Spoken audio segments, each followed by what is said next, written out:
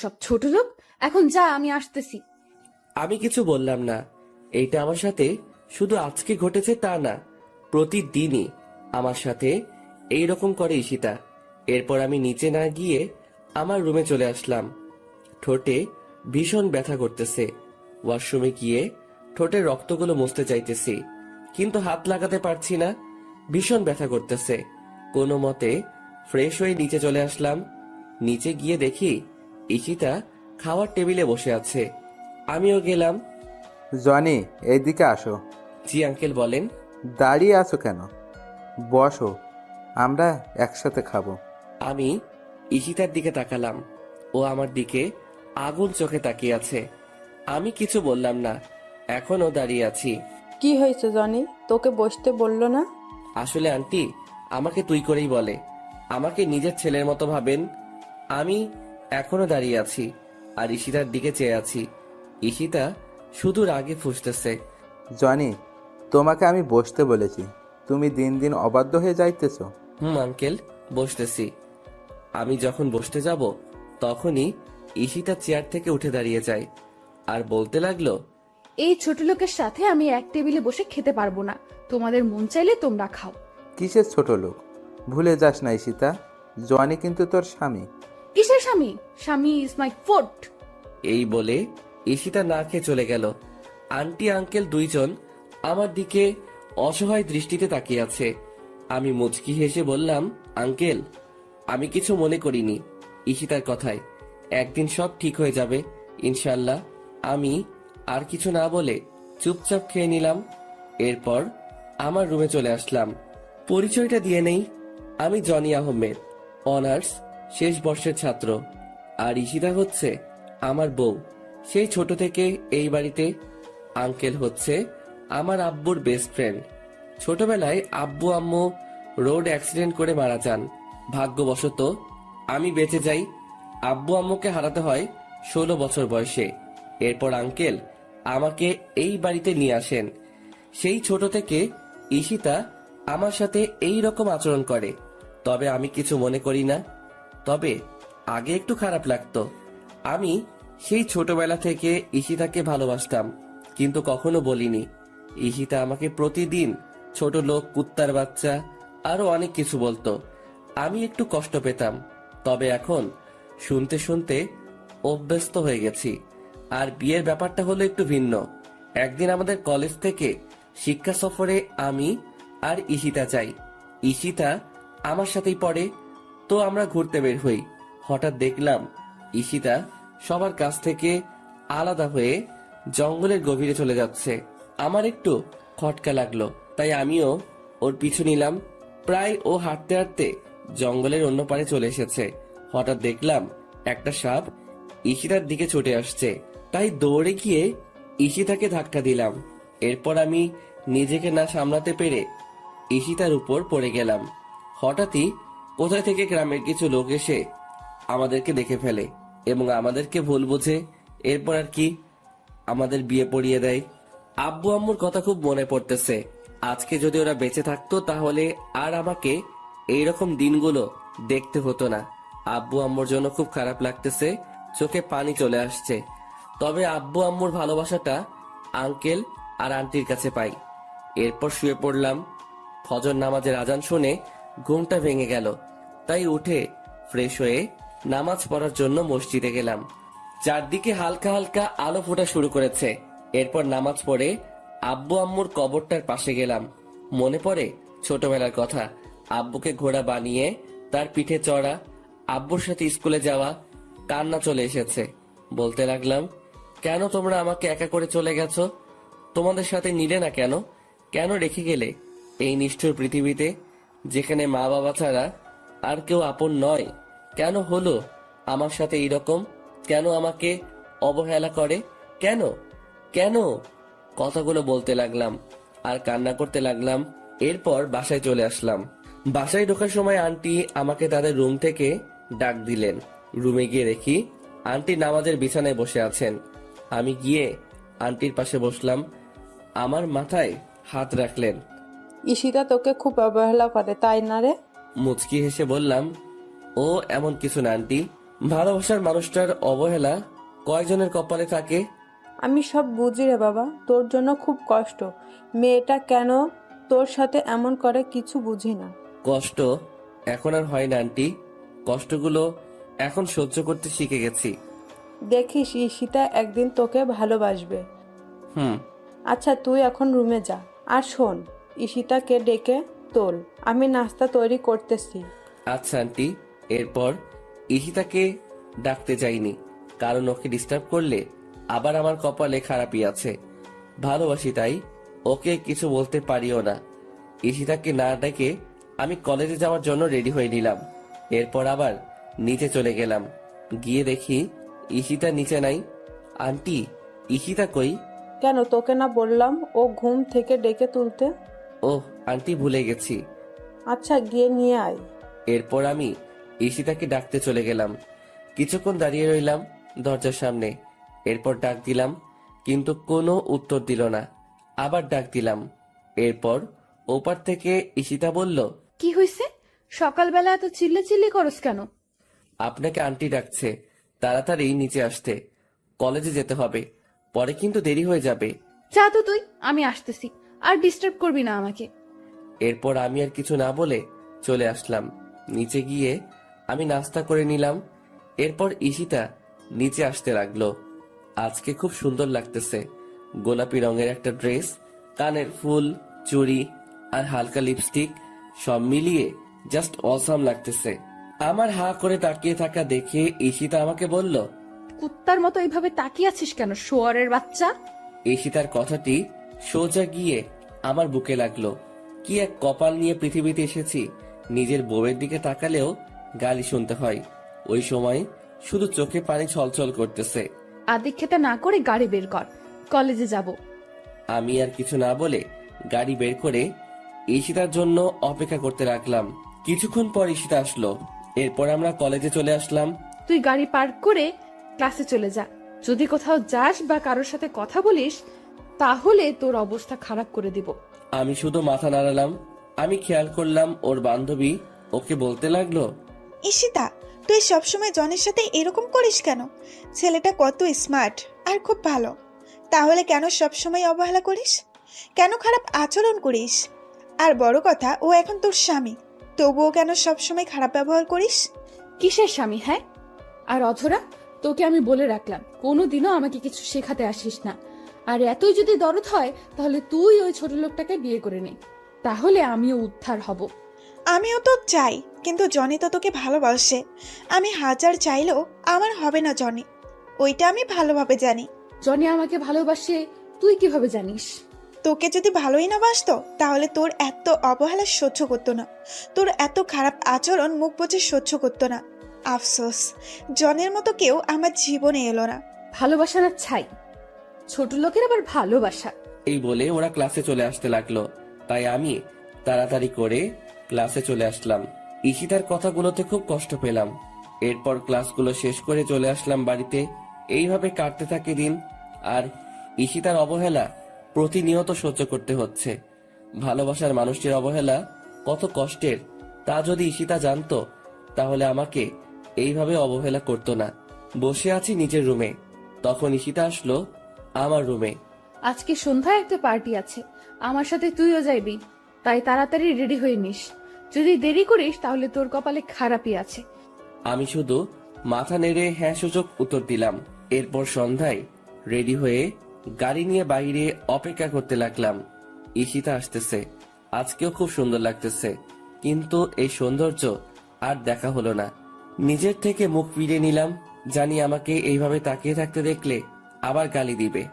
কি হয়েছে, গাড়ি চালাস না কেন? এই তো চালাইতেছি। আমাদেরকে কোথায় যেতে হবে? চলতে থাক, আমি বলতেছি কোথায় যেতে হবে। এরপর ঈশিতার কথা মতো গাড়ি নিয়ে চলে গেলাম, কিন্তু গাড়িটা গিয়ে থামে একটা নাইট ক্লাবে। একটু চিন্তায় পড়ে গেলাম, আমরা নাইট ক্লাবে কেন? পার্টিটা এখানে হবে। আমি আর কিছু বললাম না। গাড়িটা পার্ক করে ঈশিতার সাথে চলে এলাম। আমার কাছে এসব কিছু ভালো লাগে না। আমি মদ তো দূরের কথা, সিগারেটও খাই না। বসে আছি, একা ভালো লাগতেছে। হঠাৎ দেখলাম ঈশিতা ওর কাপড়গুলো খুলে শর্ট একটা কাপড় পরলো, হাঁটুর উপরে কাপড়টা উঠে রয়েছে, আর একটা গেঞ্জি। এইসব দেখে আমার মাথা পুরাই নষ্ট হয়ে গেছে। আমি শুধু বসে বসে ওর কাহিনী দেখতেছি। ও একটা ছেলের কাঁধে হাত রেখে ড্যান্স করতেছে, আর ছেলেটা ওর দিকে খারাপ দৃষ্টিতে তাকিয়ে আছে। এই দৃশ্য দেখে আমার মাথা আরো গরম হয়ে যায়। ঈশিতা অনেক ড্রিঙ্কস করে ফেলেছে, তাই ওর আচরণ স্বাভাবিক দেখাচ্ছে না। আমি ঠিক বুঝতে পারলাম। এরপর ছেলেটি ঈশিতাকে কি যেন বলল এবং তারা দ্বিতীয় তলায় যেতে লাগলো। বিষয়টি আমার কাছে একদম ভালো ঠেকছে না, তাই আমিও ওদের পিছন পিছনে গেলাম। ঈশিতা এত বেশি ড্রিঙ্কস করেছে যে তার পক্ষে ঠিকভাবে দাঁড়ানোটাও মুশকিল হয়ে পড়েছে। এরপর দেখলাম ঈশিতা ছেলেটির সাথে একটা রুমে ঢুকতেছে। তবে কি আমি যা ভাবছি তাই হতে চলেছে? আমি দরজায় কান দিয়ে শুনতে লাগলাম। আই হৃদয়, তুমি আমার কাছে আসবে না, বলে দিলাম। আসলে কি করবি তুই? তোকে আমি এইখানে কেন এনেছি তুই বুঝিস না? তোকে আমার চাই। মানে কি করতে চাইছো তুমি? আই, একদম আমার কাছে আসবে না, আমি কিন্তু চিৎকার করব। চিৎকার করলেও লাভ হবে না, এখানে আমি আর তুমি ছাড়া কেউ নেই। আজকে আমি তোর সবকিছু কেড়ে নেব। না, এই কথা শোনার পর আর থাকা যাচ্ছে না। এক্ষুনি আমাকে কিছু একটা করতে হবে। তাই দরজায় লাথি মারতে লাগলাম। এরপর অনেক চেষ্টায় দরজা খুলে ফেললাম। ভিতরে গিয়ে দেখি ছেলেটা মানে হৃদয় ঈশিতার শরীরের উপরে উঠে আছে। তখনই আমার মাথায় রাগে আগুন হয়ে যায়। আমি ছেলেটিকে লাথি মেরে ঈশিতার উপর থেকে ফেলে দিলাম। এরপর ঈশিতাকে এক হাত দিয়ে তুলে নিলাম। আমার পরনের কোটটা ঈশিতার গায়ে জড়িয়ে নিলাম। এরপর আমি গিয়ে ছেলেটিকে নিচ থেকে তুলে ইচ্ছে মতো মারতে লাগলাম। শালা আমার বউয়ের দিকে খারাপ দৃষ্টিতে তাকাইস। মারতে মারতে প্রায় ছেলেটিকে আধমরা করে ফেলি। এরপর ছেলেটির মুখ টিপে ধরে বলতে লাগলাম, তোর ভাগ্য ভালো, তোকে ছেড়ে দিলাম। আর শুনে রাখ, ঈশিতা আমার, শুধুই আমার। ওর দিকে যে চোখ তুলে তাকাবে আমি ওর চোখ উপড়ে ফেলবো, মাইন্ড ইট। এরপর পিছন ফিরে দেখি ঈশিতা খাটে পড়ে আছে। হয়তো বেশি ড্রিঙ্কস করার কারণে এই রকম হয়েছে। তাই আমি ঈশিতাকে কোলে তুলে নিয়ে নিচে চলে আসলাম, আর সবাই আমাদের দিকে তাকিয়ে আছে। এরপর গাড়ি করে ঈশিতাকে নিয়ে আসলাম। গাড়ি করে ঈশিতাকে কোলে করে নামিয়ে ওর রুমে নিয়ে আসলাম। এরপর তাকে তার খাটে শুইয়ে দিলাম। ঈশিতা আমার গলা জড়িয়ে ধরে আছে। আমি নিজেকে ছুটাতে চাইলাম, কিন্তু পারলাম না। ঈশিতা আমাকে টান দিয়ে ওর বুকের মাঝে ফেলে দেয়। ওর গরম নিঃশ্বাস আমি অনুভব করতে পারছি। ওর শরীর থেকে আলাদা একটা গন্ধ আসতেছে যা আমাকে পাগল করে দিচ্ছে। ঈশিতা আমাকে ওর বুকের মাঝে জড়িয়ে নেয়। আমি কোনো মতে নিজেকে ছাড়িয়ে উঠতে চাইলাম, কিন্তু পারলাম না। এই কি করছেন? কি ছাড়েন আমাকে। উফ, তোমাকে আজকে ছাড়তেছি না। মানে কি বলতে চান আপনি? দেখেন আমাকে। বলতে পারলাম না। ঈশিতা আমার আর ওর ঠোঁটজোড়া এক করে নিল। আমি কিছু করতে পারছি না। আমার হাত পা ঠান্ডা হয়ে আসতেছে। আমি জানি ঈশিতা এইসব কিছু নেশার ঘরে করতেছে। আমার এই রকম করা ঠিক হবে না, তাই নিজেকে ছড়াতে চাইলাম, কিন্তু পারতেছি না। ঈশিতা আমাকে এখনো খুব জোরে জড়িয়ে ধরে আছে, আর আমার ঠোঁট চুষতেছে। আমিও ধীরে ধীরে দুর্বল হতে লাগলাম। আমিও ঈশিতার ডাকে সাড়া দিলাম। ঈশিতা আমার বউ, ওর উপর আমার অধিকার আছে, আর যা হবার পরে ভেবে দেখা যাবে। ধীরে ধীরে দুইজন তলিয়ে গেলাম ভালোবাসার গভীর সাগরে। সকালবেলা আমার ঘুমটা ভেঙে যায়। আমি এখনো ঈশিতার বুকের মাঝে আছি, আর ঈশিতা আমাকে জড়িয়ে রেখে। ঈশিতার শরীরে কোনো কাপড় নেই। আমি নিজেকে ছাড়িয়ে ঈশিতার কপালে একটা চুমু দিলাম। আমার স্পর্শে ঈশিতার ঘুম ভেঙে যায় এবং আমাকে দেখে চমকে ওঠে। তুই আমার রুমে কি করিস? আর আমার জামা কোথায়? আমি তো আপনার রুমে থাকতে চাইনি, আপনি নিজেই আমাকে বাধ্য করছেন। আর তাছাড়া আপনি আমার বউ, আমি আপনার সাথে থাকতেই পারি। আপনার উপর আমার অধিকার সবচেয়ে বেশি। আই শোয়ারের বাচ্চা, কি বললি তুই? কোনো ছোট লোক আমার স্বামী হতে পারে না। আর তোকে না বললাম আমার কাছে স্বামীর অধিকার চাইবি না? আমার সব তো নষ্ট করে দিলি, আর বাকি কি রাখছ? আর আমি তোকে কি বাধ্য করেছি? কালকের ঘটনা ভুলে গেলেন নাকি? আপনার জন্যই সব হয়েছে, আর আমি আমার বউকে আদর করছি, অন্য কাউকে না। আমি যদি জানতাম আপনি কালকে ওই রকম কিছু করবেন, তাহলে কোনোদিনও ওই পার্টিতে যেতে দিতাম না। জানেন কালকে আপনার সাথে কি হয়েছিল? কি হয়েছে? আমি তো ডান্স করছিলাম, এরপর তো কিছু মনে করতে পারছি না। ওইটাই জানতে চান কি হয়েছে কালকে রাতে? বল। এরপর আমি ঈশিতাকে সব বললাম। আমি তোর কথা বিশ্বাস করি না। তুই মিথ্যে কথা বলতেছিস আমার সাথে। তুই কি ভাবছিস আমি কিছু বুঝি না? মিথ্যা কথা বলে তুই আমাকে ভোগ করলি। সত্যি কথা, আমি মিথ্যা বলতেছি না, আমাকে বিশ্বাস করুন। কি করলে আপনাকে বিশ্বাস করানো যাবে? বিশ্বাস করতে পারি, তবে আমার একটা কথা শুনতে হবে। কি কথা বলেন? যদি তুই আমাকে সত্যিই ভালোবাসিস, তাহলে তোর ওই ভালোবাসার কসম, তুই আমার থেকে অনেক দূরে চলে যাবি, অনেক দূরে। মুচকি হেসে বললাম, ও এই কথা। আপনাকে সত্যি অনেক ভালোবাসি, নিজের জীবনের চাইতেও বেশি। যা বলে প্রকাশ করতে পারবো না, তবে আপনার কথা রেখে বোঝাতে পারবো কতটা ভালোবাসি। ভালোবাসা মানে এই নয় প্রিয় মানুষটির সাথে থাকতে হবে, দূর থেকেও ভালোবাসা যায়। চলে যা, আর আসিস না আমার কাছে। যাচ্ছি। এই বলে আমি আমার রুমে চলে আসলাম। ভাবতেই পারিনি আমার জীবনে এমন একটা দিন আসবে, প্রিয় মানুষটির থেকে আলাদা হতে হবে। বিধাতা কেন আমাকে এমন পরীক্ষার সম্মুখীন করলেন? কেন এত অবহেলিত আমি ঈশিতার কাছে? কেন বুঝে না ওকে সত্যি ভালোবাসি? তবে ওর থেকে দূরে গিয়ে ও যদি ওকে আমার ভালোবাসা বোঝাতে পারি, তাহলে তাই করব। চলে যাব অনেক দূরে, আর আসবো না ওর কাছে। আর কাউকে ছোট লোক বলতে হবে না, আর কাউকে গালাগালি করতে হবে না। ফ্রেশ হয়ে নিলাম, বসে আছি খাটের উপর, আর কালকের কথাগুলো ভাবতে লাগলাম। কি থেকে কি হয়ে গেল? সামান্য ভুলের জন্য এত বড় শাস্তি পেতে হচ্ছে। কালকে রাতে যদি নিজেকে একটু কন্ট্রোল করতে পারতাম, তাহলে আর এমন একটা সময় দেখতে হতো না। বুক ফেটে কান্না আসতে লাগলো। ভাবতেই কেমন জানি লাগে। জীবনে পথ চললে হবে একা। ব্যাগে প্রয়োজনীয় জিনিসগুলো নিলাম, সাথে ঈশিতার একটা ছবি নিলাম। ব্যাগ গুছিয়ে বাসা থেকে বের হয়ে গেলাম। আন্টি আঙ্কেলকে কিছু বললাম না, জানি তারা কষ্ট পাবে, হয়তো আমাকে অনেক খুঁজবে। একটা দীর্ঘশ্বাস ফেললাম, পিছন ফিরে বাসাটাকে একবার ভালোভাবে দেখে নিলাম। কতগুলো বছর ছিলাম এই বাড়িতে। ঈশিতার অবহেলায় আর আন্টি আঙ্কেলের ভালোবাসায় দিনগুলো কেটে যায়। আমার চোখ দুটো ঝাপসা হয়ে আসছে, চারিদিক অন্ধকার হয়ে আসছে। আমি চোখ ডলতে ডলতে রাস্তা পার হতে লাগলাম। হঠাৎ একটা গাড়ি এসে আমাকে ধাক্কা দেয়। আমি ছিটকে গিয়ে রাস্তার ওপারে পড়ে গেলাম। চোখ দিয়ে দু ফোঁটা অশ্রু গড়িয়ে পড়ল। পাওয়া হলো না বউয়ের ভালোবাসা। চোখগুলো ধীরে ধীরে বন্ধ হয়ে আসলো। হাসপাতাল থেকে মুক্তি পেলাম 4 মাস পর। ভাবতে অবাক লাগে এতগুলো দিন কিভাবে ছিলাম হাসপাতালে। ঈশিতা একটিবারের জন্য খোঁজ নেয়নি। ডাক্তারের কাছ থেকে জানতে পারলাম 4 মাস ধরে এই হাসপাতালে ছিলাম। তার মানে ওই অ্যাক্সিডেন্টে আমার মৃত্যু হয়নি। কেন বেঁচে গেলাম? আল্লাহ কেন নিল না? না জানি আরো কত অবহেলা সহ্য করতে হবে, কত অপমানিত হতে হবে, আর কত কষ্ট সহ্য করতে হবে। ভাগ্যে কি এইটাই লেখা ছিল? রাস্তা দিয়ে হাঁটতেছি আর কথাগুলো ভাবতেছি। পুরো শরীর ব্যথা করতেছে।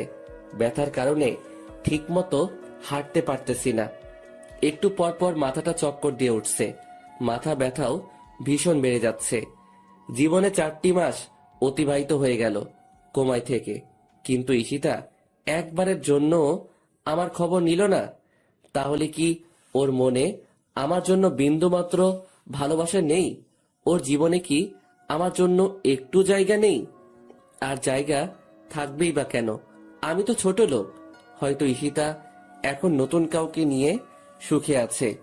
পাওয়া হলো না আর ঈশিতার ভালোবাসা। এইদিকে সন্ধ্যাই হয়ে আসছে।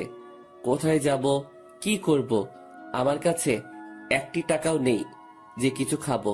প্রায় গভীর রাত হয়ে এসেছে। বসে আছি পেটের ক্ষুধাও ব্যথাত শরীর নিয়ে একটা ল্যাম্পপোস্টের নিচে। ভাবতেই পারিনি জীবনে এমন দিনও পার করতে হবে। সবই নিয়তির খেলা। আনমনে বসে আছি আর আকাশের তারাগুলো দেখছি। আজকে তারাদেরকেও একা লাগছে। আকাশে চাঁদটা ঠিকই উঠেছে, কিন্তু আমার মনের আকাশটা আধার হয়ে আছে।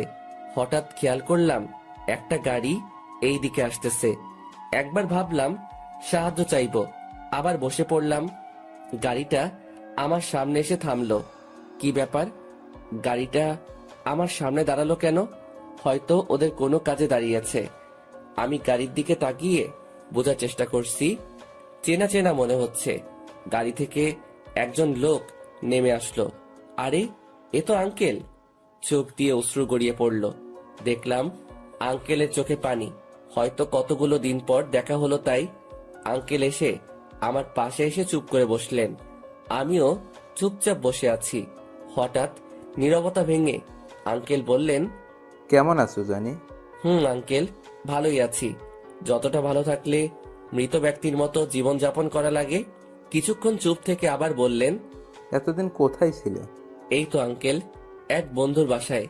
তা বাসার সবাই কেমন আছে? সবাই ভালো আছে, কিন্তু তোমার এ অবস্থা কেন? কি রকম শুকিয়ে গেছো? ঠিকমতো খাও না নাকি? একদম বদলে গেছো। আর তোমার কপালে হাতে এতগুলো কিসের দাগ? মনে হয় তো কোনো কাটার দাগ। কি হয়েছে বলো তো? আমার কথা না হয় বাদ দেন। ওই দিন সিঁড়ি দিয়ে নামার সময় পা পিছলে পড়ে গেছি, তাই একটু কাটা গেছে। ঈশিতা কেমন আছে? তোমার চলে যাওয়াতে সবচাইতে ভালো আছে ঈশিতা। কথাটি শুনে অনেকটা কষ্ট পেলাম। এতদিনেও আমার জন্য তার হৃদয়ে একটুও মায়া জন্মালো না। জানো, তুমি যখন বাড়ি থেকে চলে গেছো তোমার আন্টির হার্ট স্ট্রোক হয়েছে। কথাটি শুনে ভীষণ কষ্ট পেলাম। আজকে আমার জন্য সবকিছু হয়েছে। সবকিছুর জন্য আমি দায়ী। আন্টি এখন কেমন আছেন? আছে মোটামুটি, কিন্তু তুমি যদি না ফিরে যাও তাহলে তোমার আন্টির খারাপ কিছু একটা হয়ে যেতে পারে। তুমি প্লিজ আমার সাথে চলো।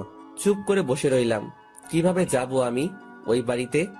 আমি তো ঈশিতাকে কথা দিয়েছি আর কখনো ওর সাথে দেখা দিব না। কিন্তু নিয়তি কেন বারবার পরীক্ষার মুখে ফেলে আমাকে? আবার ঈশিতার সম্মুখীন হতে হবে।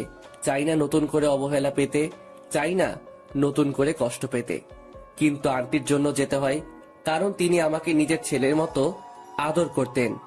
আবারও একটা কঠিন পরীক্ষার সম্মুখীন হলাম। কি হয়েছে জানি, চুপ করে বসে আছো কেন? প্লিজ চলো আমার সাথে। কিন্তু আমি তো যেতে পারবো না। আমি ঈশিতাকে কথা দিয়ে এসেছি, আর কোনো দিন ওর সামনে যাব না। তুমি কি তোমার কথা রাখতে গিয়ে তোমার আন্টিকে হারাবে? পড়ে গেলাম আরেক চিন্তায়। ছোটবেলায় আব্বু আম্মুকে হারালাম, কিন্তু আব্বু আম্মুর অভাবটা আমাকে বুঝতে দেয়নি তারা। তাহলে আজকে কেন আমার জন্য মরতে বসবে? এইটা হয় না। আঙ্কেল, আমি রাজি। এই তো আমার লক্ষ্মী ছেলে, চলো। এইটা বলে আমার কপালে একটা চুমু দিলেন আঙ্কেল। আমি মুচকি হেসে গাড়িতে উঠলাম। গাড়িতে উঠে অবাক হয়ে গেলাম, ঈশিতাও গাড়িতে রয়েছে। তার মানে কি ঈশিতা আমার সবগুলো কথা শুনে নিয়েছে? আমি কিছু না বলে গিয়ে গাড়িতে বসলাম। শরীরের ব্যথার জন্য ঠিকমতো বসতে পারছি না, খুব ব্যথা করছে। তবুও কষ্ট করে বসে পড়লাম। চুপচাপ বসে রইলাম। আবার অনেকদিন পর ঈশিতার সাথে দেখা হলো। মনে পড়ে সেই দিনটার কথা, যেই দিন ঈশিতা কলেজের সবার সামনে আমাকে জুতা দিয়ে মেরেছিল। ওই দিন ঈশিতার সাথে কলেজে গেলাম। সিঁড়ি দিয়ে ওঠার সময় হঠাৎ ঈশিতার এক বান্ধবীর সাথে ধাক্কা লাগে আমার। আমি মেয়েটিকে সরি বললাম। মেয়েটি আমাকে কিছু না বলে চলে গেল। কিন্তু কোথায় থেকে ঈশিতা এসে আমাকে ওর পায়ের জুতা খুলে আমাকে মারতে লাগলো। ঈশিতা তার পায়ের হিলওয়ালা জুতাগুলো দিয়ে মারতে মারতে আমার শরীরটা রক্তাক্ত করে দেয়, কিন্তু আমি জায়গা থেকে সামান্য সরে দাঁড়াইনি। ওই সময় শুধু চোখ দিয়ে পানি ঝরেছে। ঈশিতার বান্ধবী এসে ঈশিতাকে বলল, ওর কোনো দোষ নেই। আসলে আমি অনেক তাড়াহুড়োতে ছিলাম, ভালোভাবে খেয়াল করিনি, তাই ধাক্কা লাগলো। আর জনি তো নিজে থেকে আমাকে ধাক্কা দেয়নি। তাহলে তুই ওকে শুধু শুধু শাস্তি দিচ্ছিস কেন ঈশিতা? আমি জানি ওই ছোট লোক নিজে থেকে তোকে ধাক্কা দিয়েছে দিশা। এই বলে আবার মারতে থাকে আমাকে। প্রায় আধমরা হয়ে গেছি ওই দিন। ওই সময় 16 দিন হাসপাতালে থাকতে হয়েছে আমাকে, শুধুমাত্র একটা ভুলের জন্য। সবার সামনে আমাকে অপমানিত করলো, সবার সামনে আমাকে মারলো। কথাগুলো ভাবতে ভাবতে চোখে পানি চলে এসেছে। আমি কান্না করতেছি। ঈশিতা বুঝতে পেলে, তাই আমি তাড়াতাড়ি চোখ মুছে নিলাম। এইসব কথা ভাবতে ভাবতে গাড়ি এসে থামলো ঈশিতাদের বাড়িতে। আমি দৌড়ে গেলাম আন্টির কাছে। আন্টি শুয়ে আছে, কি রকম শুকিয়ে গেছেন। মনে হয় ঠিক মতো খায় না, ঠিক মতো ঘুমায় না, ঠিক মতো ওষুধও খায় না। আমি গিয়ে আন্টির পাশে বসলাম এবং মাথায় হাত রাখলাম। আমার হাতের স্পর্শ পেয়ে আন্টি জেগে গেলেন। আমাকে দেখে আন্টি অসহায় দৃষ্টিতে তাকিয়ে আছেন আমার দিকে। আন্টির চোখ ছলছল করছে। আমাকে আন্টি পাগলের মতো চুমু দিতে লাগলেন। কেমন আছো আন্টি? আগে ভালো ছিলাম না রে, তুই এসে গেছিস, আমি এখন খুব ভালো আছি। কিন্তু তোর এই রকম অবস্থা কেন? কপালে কাটার দাগ, হাতেও অনেক বড় কাটার দাগ রয়েছে। ওইটা আন্টি তেমন কিছু না, সিঁড়ি দিয়ে নামতে পড়ে গেছি, তাই একটু কেটে গেছে। আমার কেন জানি বিশ্বাস হচ্ছে না তোর কথা, কেন জানি তোর কথা মানতে পারছি না। না আন্টি, ওই রকম কিছুই না। আচ্ছা তুই ফ্রেশ হয়ে আয়, আমি তোকে খাবার দিচ্ছি। আচ্ছা আন্টি। আমি চলে যেতে লাগলাম। আন্টি আবার আমাকে পিছন থেকে ডাক দিলেন। জি আন্টি, বলো। এইদিকে আয় তো, তোকে জড়িয়ে ধরি না অনেক দিন হয়েছে। আমি মুচকি এসে আন্টির কাছে গেলাম। আন্টি আমাকে জড়িয়ে ধরলেন। ঠিক তখনই আমি ব্যথায় আহ করে চিৎকার দিয়ে উঠলাম। আমার চিৎকার শুনে সবাই ভয় পেয়ে গেল। কি হয়েছে জনি? আন্টি হঠাৎ পিঠে ভীষণ ব্যথা করে উঠল। কই দেখি। আমার পরনে টি শার্টটা উল্টিয়ে আন্টি বড়সড় একটা ধাক্কা খেলেন, বুঝতে পারলাম। সাথে সাথে আঙ্কেল আর ঈশিতাও। কিন্তু কি এমন হয়েছে বুঝতে পারলাম না। সত্যি করে বল জনি, তোর কি হয়েছে? তুই আমাকে মিথ্যা কথা বললি কেন? আরে আন্টি, মিথ্যা বলবো কেন? আমি তো সত্যি বলতেছি। তুই সত্যি বলিস তাই না? এক থাপ্পড় দিব। তোর পিঠে ওইটা কিসের দাগ? কই, কিসের দাগ? আমি আয়নার সামনের দিকে দেখতে লাগলাম। দেখে আমি নিজেই অনেক বড় ধাক্কা খেলাম। আমার পিঠের প্রায় অর্ধেকটা কাটা। তার মানে ওই অ্যাক্সিডেন্ট এইরকম হয়েছে। কিভাবে বেঁচে গেলাম? এত বড় আঘাত হওয়ার পরেও বেঁচে গেলাম। জনি তোকে আমার কসম, সত্যি করে বল কি হয়েছে? কি করি এখন? সত্যিটা তো বলতেই হবে। আসলে আন্টি, আমার অ্যাক্সিডেন্ট হয়েছে। ওই দিন বাড়ি থেকে বের হয়ে রাস্তা পার হওয়ার সময় একটা গাড়ির সাথে ধাক্কা লাগে আমার। আমি এতদিন ধরে আমার কোনো বন্ধুর বাসায় না, হাসপাতালে ঘুমাইছিলাম। আর আজকে 4 মাস পর জ্ঞান ফিরেছে। এইবার আন্টি হাউমাউ করে কেঁদে দিলেন। আমি গিয়ে আন্টিকে সান্ত্বনা দিতে লাগলাম। কোনো মতে আন্টিকে ঠান্ডা করলাম। এরপর আন্টিকে বুঝিয়ে সুজিয়ে চলে আসলাম আমার রুমে। ফ্রেশ হতে গেলাম, ফ্রেশ হতেও পারছি না। কোনো মতে ফ্রেশ হয়ে নিচে চলে আসলাম খাওয়ার জন্য। আন্টি আমাকে নিজ হাতে খাইয়ে দিলেন। তবে একটা জিনিস খেয়াল করলাম, ঈশিতা আজকে আমার সাথে এক টেবিলে বসে খেলো। অনেকটা খুশি হলাম। এরপর খাওয়া দাওয়া শেষ করে রুমে চলে আসলাম। একটু ঘুমানোর চেষ্টা করলাম, কিন্তু পিঠে ব্যথার জন্য পারছি না। তবুও কোনো মতে চিত হয়ে শুয়ে পড়লাম। ভোরবেলায় ফজরের আজানে ঘুম ভাঙলো। বিছানা থেকে উঠতে অনেক কষ্ট হচ্ছে। শরীরটা এখন আগের মতো ব্যথা করতেছে। অনেক কষ্ট করে উঠে অজু করে নামাজ পড়তে চলে গেলাম। কারণ এখনকার এই ব্যথা জাহান্নামের শাস্তি থেকে 1 কোটি গুণ কম। এই সামান্য কষ্টের জন্য কপালে আখিরাতে চিরস্থায়ী সুখ থাকতে পারে। অনেক কষ্ট করে নামাজ পড়ে বাড়িতে আসলাম। এখন একটু ভালো লাগতেছে। হালকা হালকা বাতাস বয়ে যাচ্ছে। অনেক দিন পর সকালে সূর্যটা দেখতে পাবো। কারণ হাসপাতালে এতদিন কোমায় থাকায় বাহিরের আলো আমার হৃদয় স্পর্শ করতে পারিনি। তাই ছাদে চলে আসলাম। খেয়াল করলাম কেউ একজন ছাদের এক কোণে দাঁড়িয়ে আছে। একটু কাছে যেতেই বুঝতে পারলাম ঈশিতা। আমি গিয়ে ওর একটু পাশে দাঁড়ালাম। ভাবলাম এই কয়দিনে হয়তো আমি তার হৃদয়ে একটু হলেও আমার জন্য জায়গা করতে পেরেছি। কারো উপস্থিতি টের পেয়ে ঈশিতা আমার দিকে তাকালো। আমাকে দেখে বিরক্তিকর দৃষ্টি নিয়ে তাকালো ঈশিতা আমার দিকে। তুই এখানে কি করিস? তোকে বলছি না আমাকে ডিস্টার্ব করবি না। আসলে আমি বুঝতে পারিনি আপনি ছাদে আছেন। জানলে এখানে আসতাম না। জানলে আসতিস না? এই বাড়িতে আবার কেন আসলি তুই? তোর নাকি অ্যাক্সিডেন্ট হয়েছে? মরিস নাই কেন অ্যাক্সিডেন্টে? মরে আমাকে উদ্ধার করতি? যত সব ছোট লোক কোথাকার। এই বলে ঈশিতা চলে গেল। ঈশিতার কথা শুনে বুকের ভিতর ঘূর্ণিঝড় শুরু হলো। তাহলে কি আমি ভুল ভাবনা নিয়ে এতদিন বেঁচেছিলাম? মৃত্যুটাই আমার জন্য শ্রেয় ছিল। ভালোবাসার মানুষটি বলছে মরতে। তাহলে এই তুচ্ছ জীবন রেখে কি লাভ? শুধুমাত্র আত্মহত্যা করলে এই অবহেলা থেকে মুক্তি পেতে পারি। কিন্তু আত্মহত্যা যে মহাপাপ। আর এই কথা জেনে বেঁচে আছে পৃথিবীতে হাজারো জীবন্ত লাশ। চোখ দিয়ে অনবরত অশ্রু ঝরতেছে। কেন জানি বাধা দিয়েও থামাতে পারছি না। বুকের ভিতর দিয়ে বয়ে যাওয়া কষ্টের ঢেউ। আর কত অবহেলা পেতে হবে জানি না, তবে একদিন এই অবহেলিত জনির কাছে ঈশিতাকে আসতেই হবে। সূর্যোদয়টা না দেখে চলে আসলাম, ইচ্ছে নেই সূর্যোদয় দেখার। নাস্তা করতেই নিচে চলে আসলাম। জানি ঈশিতা আমার সাথে এক টেবিলে বসে নাস্তা করবে না, তবুও বসলাম। ঈশিতা আসলো আর আমাকে দেখেই আবার চলে গেল। ওই সময় কষ্ট পেয়েও পেলাম না, কারণ প্রিয় মানুষটির থেকে কষ্ট পাবো এই কথা যদি জেনে যায় তাহলে ওই রকম আঘাত করে না, তবে জখমটা রয়ে যায়। এরপর আমাকে আন্টি নিজ হাতে নাস্তা খাইয়ে দিলেন। এরপর আমি একটু রেস্ট নিয়ে ফার্মেসিতে গিয়ে 1 মাসের জন্য ওষুধ নিয়ে আসলাম। ধীরে ধীরে পিঠের ক্ষতটা ভালো হতে লাগলো। পিঠের ক্ষত ভালো হয়ে লাভ কি, বুকের ক্ষতটা তো তার চেয়ে 1000 গুণ বেশি, যা শুধু ঈশিতাই ভালো করতে পারবে, যার একমাত্র ওষুধ ঈশিতা। আজ 1 মাস পর আমি মোটামুটি সুস্থ, কিন্তু অবহেলাটা প্রতিদিন পেতে হয়। এই কারণে না হয় অন্য কারণে। এখন থেকে আমি আঙ্কেলের অফিসে যাব, আঙ্কেল বারণ করছে। তবুও ঘরে একা একা বসে থাকতে ভালো লাগে না, এর চেয়ে অফিসে গেলেই ভালো হয়। কিন্তু ঈশিতাও নাকি অফিসে যেতে চায়, তবে ভালোই হবে। কাজের ফাঁকে ঈশিতাকে চুরি করে নিজের ইচ্ছা মতো দেখতে পাবো, এতেই অনেক। অফিসে প্রতিদিন আমি আর ঈশিতা দুইজনে এক গাড়িতে করে গেলাম, সাথে আঙ্কেলও ছিলেন। আজ থেকে অফিসের নতুন এমডি হচ্ছে ঈশিতা, আর আমাকে একটা ডেস্ক দেখিয়ে দিলেন।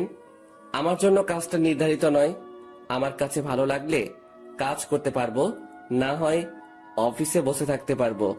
প্রথম দিন সবার সাথে পরিচয় হয়ে নিলাম আর একজনকে বন্ধু বানিয়ে নিলাম, নাম হচ্ছে রাকিব। আমার সমবয়সী রাকিব, আর আমার পাশের ডেস্কে রাকিব বসে। আমরা সমবয়সী হওয়ার কারণে একজন আরেকজনকে তুই করেই বলি। প্রথম দিন সবকিছু বুঝে নিতে নিতে সময় কেটে গেল। পরদিন সকালবেলা নাস্তা করে অফিসে চলে আসলাম। ঈশিতাও আমার সাথে গাড়িতে আসে। আমি গাড়ি চালানোর ফাঁকে ফাঁকে ঈশিতার দিকে তাকিয়ে থাকি। মেয়েটাকে দেখতে কতটা নিষ্পাপ লাগে, কেউ দেখলে বিশ্বাসই করবে না মেয়েটা যে এত নিষ্ঠুর। তবে ঈশিতা আমার জন্য নিষ্ঠুর না, ঈশিতা আমার জন্য আমার রাজ্যের রানী। আমার ডেস্কে বসে আছি, এমন সময় পিয়ন এসে বলল ঈশিতা নাকি আমাকে ডাকছে, তাই গেলাম ওর কেবিনে। আসতে পারি ঈশিতা? ওই ছোট লোক, এটা অফিস, বাড়ি না। আর তোর সাহস কি করে হয় আমার নাম ধরে ডাকিস? সরি ম্যাম, বলেন কি করতে হবে? মনে থাকে যেন। এখন এই ফাইলটা রেডি করে নিয়ে আয়। জি ম্যাম। প্রায় 1.5 ঘন্টা পর ফাইলটা রেডি করতে পারলাম। এইবার ঈশিতার কাছে নিতে হবে। May I come in ma'am? Yes come. এই যে ম্যাম, ফাইলটা রেডি। আমার হাত থেকে ফাইলটা নিয়ে ঈশিতা দেখতে লাগলো। হঠাৎ ঈশিতা ফাইলটা আমার দিকে ছুড়ে মারলো আর বলতে লাগলো, ছোট লোকের বাচ্চা, সামান্য একটা ফাইল ঠিক করে তৈরি করতে পারিস না, আর আসছে অফিসে কাজ করতে। ফাইলটা এসে আমার কপালের আগের ক্ষতটায় লাগে। ফাইলের কোনা লাগায় ক্ষতটা ফেটে টপ টপ করে রক্ত ঝরতে লাগে। ভীষণ ব্যথা করতে লাগলো। আমি তবুও চুপচাপ দাঁড়িয়ে রইলাম। দাঁড়িয়ে আছিস কেন? যা, ফাইলটা 20 মিনিটের মধ্যে ঠিক করে আনবি, না হয় তোর কপালে খারাপই আছে। আমি ফাইলটা ফ্লোর থেকে তুলে নিজের ডেস্কে চলে আসলাম। রক্ত এখনো ঝরতে থাকে। বিষয়টা রাকিব ঠিকই বুঝতে পারে, তাই রাকিব আমার জন্য অফিসে রাখা মেডিসিনের ফার্স্ট বক্সটা আনলো আর ধীরে ধীরে ক্ষতটা পরিষ্কার করতে লাগলো। ওর হাতটা আমার ক্ষততে লাগতেই ব্যথায় চিৎকার দিয়ে উঠলাম। ভীষণ ব্যথা করতেছে। এরপর রাকিব ধীরে ধীরে আমার মাথা ভালোভাবে ব্যান্ডেজ করে দিল। এরপর রাকিব চুপি চুপি ফাইলটা আবার ঠিক করে দিল। আমি গিয়ে ফাইলটা ঈশিতাকে দিয়ে চলে আসলাম। এরপর অফিস শেষে আবার ঈশিতাকে নিয়ে বাসায় চলে আসলাম। বাড়িতে ঢুকবার সময় আমার মাথায় ব্যান্ডেজ দেখে আন্টি আমার কাছে দৌড়ে এসে জিজ্ঞেস করলেন, কি হয়েছে জানি, মাথায় ব্যান্ডেজ কেন? ও কিছু না আন্টি, গাড়িতে ওঠার সময় গাড়ির সাথে ধাক্কা লেগে হালকা কেটে যায়, দেখবা আমার ঠিক হয়ে যাবে। এই কথা বলে রুমে চলে এসে ফ্রেশ হয়ে নিলাম। এরপর রাতে খেয়ে ঘুমিয়ে পড়লাম। ঘুম ভাঙে প্রায় সকাল 9টায়। কি ব্যাপার, কোনো দিন তো এত দেরি করে ঘুম ভাঙে না। শোয়া থেকে উঠতে চেষ্টা করলাম, কিন্তু উঠতে পারছি না। পুরো শরীর কি রকম ভার হয়ে আছে আর আগুনের মতো পুড়ে যাচ্ছে। হঠাৎ করে আবার জ্বর এলো কেন? কালকের ঘটনা মনে পড়ে গেল। কপালে হাত দিয়ে দেখি কে যেন জলপট্টি দিয়ে রেখেছে। এরপর অনেক কষ্টে বিছানা থেকে উঠে ফ্রেশ হয়ে নিলাম। আজকে আর অফিসে যাওয়া হবে না, অনেক লেট হয়ে গেছে। একটা জিনিস বুঝতে পারলাম না, আমার মাথায় জলপট্টি দিলটাকে। মনে হয় আন্টি ছাড়া আর কেউ হতেই পারে না। আন্টির কথা ভাবতেই আমার রুমে এসে হাজির হয়ে গেলেন। এখন কেমন আছিস বাবা? জ্বরটা কমেছে? আন্টি, এখন একটু সুস্থ আছি, আর জ্বরটাও একটু কমেছে। আমি তোর জন্য নাস্তা নিয়ে এসেছি, হ্যাঁ কর, আমি খাইয়ে দিই। এরপর আন্টি আমাকে খাওয়াতে লাগলেন। আমি চুপচাপ খেয়ে নিচ্ছি। আচ্ছা আন্টি, আমার মাথায় জলপট্টি দিল কে? আমি দিয়েছি। আচ্ছা, কালকে কি হয়েছে সত্যি বল। গাড়ির সাথে হালকা ধাক্কা লাগলে তো এমন রকম আঘাত হয় না, আবার রাতে জ্বর এসেছে। সত্যি করে বল, কিন্তু আমার সাথে মিথ্যা বলবি না। না আন্টি, সত্যি সেই রকম কিছু না। আবার মিথ্যা কথা বলিস, আমি কিন্তু সব বুঝি। ঈশিতা ওই রকম করেছে তাই না? সত্যি কথা বলবি কিন্তু। আসলে জানাটা কি বেশি জরুরি? বেশি জরুরি, বল আমাকে। এরপর অনিচ্ছা সত্ত্বেও আন্টিকে সব বলতে হলো। আমার কথা শুনে আন্টির মুখটা কালো হয়ে গেল। আমার মাথার ব্যান্ডেজটা খুলে আন্টি দেখতে লাগলেন। এরপর আন্টি কিছু না বলে আমাকে ওষুধ খাইয়ে দিয়ে চলে গেলেন। আমিও চুপচাপ শুয়ে পড়লাম। অনেক দিন কলেজে যাওয়া হয় নাই, আবার সামনের মাসে পরীক্ষা। আমার ওই রকম ভালো প্রস্তুতি নাই, কালকে কলেজে যেতে হবে, এইভাবে দিনটা কেটে যায়। জ্বরটা একটু কমেছে, তাই সকালে নাস্তা করে গাড়ি নিয়ে বেরিয়ে পড়লাম কলেজের উদ্দেশ্যে। হঠাৎ আমার গাড়ির সামনে একটা মেয়ে এসে পড়লো। আমি তাড়াতাড়ি ব্রেক করলাম, তবুও গাড়ির সাথে হালকা ধাক্কা লাগে মেয়েটির। আমি তাড়াতাড়ি গাড়িটা বন্ধ করে গাড়ি থেকে নেমে পড়লাম। এরপর মেয়েটিকে তুলতে গেলাম। আরে, এইটা তো ঈশিতার ফ্রেন্ড দিশা। আমি তাড়াতাড়ি হাতটা বাড়িয়ে দিলাম দিশার দিকে। উঠে আসো দিশা। এরপর আমি ধীরে ধীরে দিশাকে তুলতে লাগলাম। গাড়ির সাথে ধাক্কা লাগার কারণে মেয়েটা পায়ে ব্যথা পাইছে, উঠে দাঁড়াতে কষ্ট হচ্ছে। তোমার কি হাঁটতে কষ্ট হচ্ছে? না, তেমন না, ঠিক হয়ে যাবে। আচ্ছা, এখন ছাড়ো, আমি যেতে পারবো। আচ্ছা। আমি দিশাকে ছেড়ে দিলাম। ও ধীরে ধীরে হাঁটার চেষ্টা করতে লাগলো, কিন্তু পায়ের ব্যথার কারণে পারছে না। দিশা পড়ে যেতে লাগলো, তাই আমি তাড়াতাড়ি দিশাকে আবার ধরে ফেললাম। চলো, আমি তোমাকে হাসপাতালে নিয়ে যাচ্ছি। না, তার আর দরকার হবে না, আমি যেতে পারবো। চুপ! সেই তখন থেকে যেতে পারবো বলছে, তো কই একটুও তো সামনে যেতে পারছো না। তো আমি এখন কিভাবে যাব? আচ্ছা দাঁড়াও, কি করব ঠিক বুঝতে পারছি না। মেয়েটা ঠিক মতো হাঁটতেও পারছে না, তাই কোনো কিছু না ভেবে দিশাকে কোলে তুলে নিলাম। এইরকম কিছুটা একটা করব দিশা ভাবতে পারিনি। আমার দিকে ড্যাব ড্যাব করে তাকিয়ে আছে। আমি আর কিছু না বলে দিশা গাড়িতে উঠিয়ে নিলাম। আসলে আমারও কোনো ইচ্ছা ছিল না দিশাকে কোলে নেওয়ার, কিন্তু পরিস্থিতির শিকার হয়ে করতে হলো। এরপর দিশাকে একটা হাসপাতালে নিয়ে আসলাম। ডাক্তার দেখাতে হবে, না হয় পরে আবার সমস্যা হতে পারে। গাড়ি থেকে হাসপাতালের ভিতর কোলে করে নেওয়া লাগলো।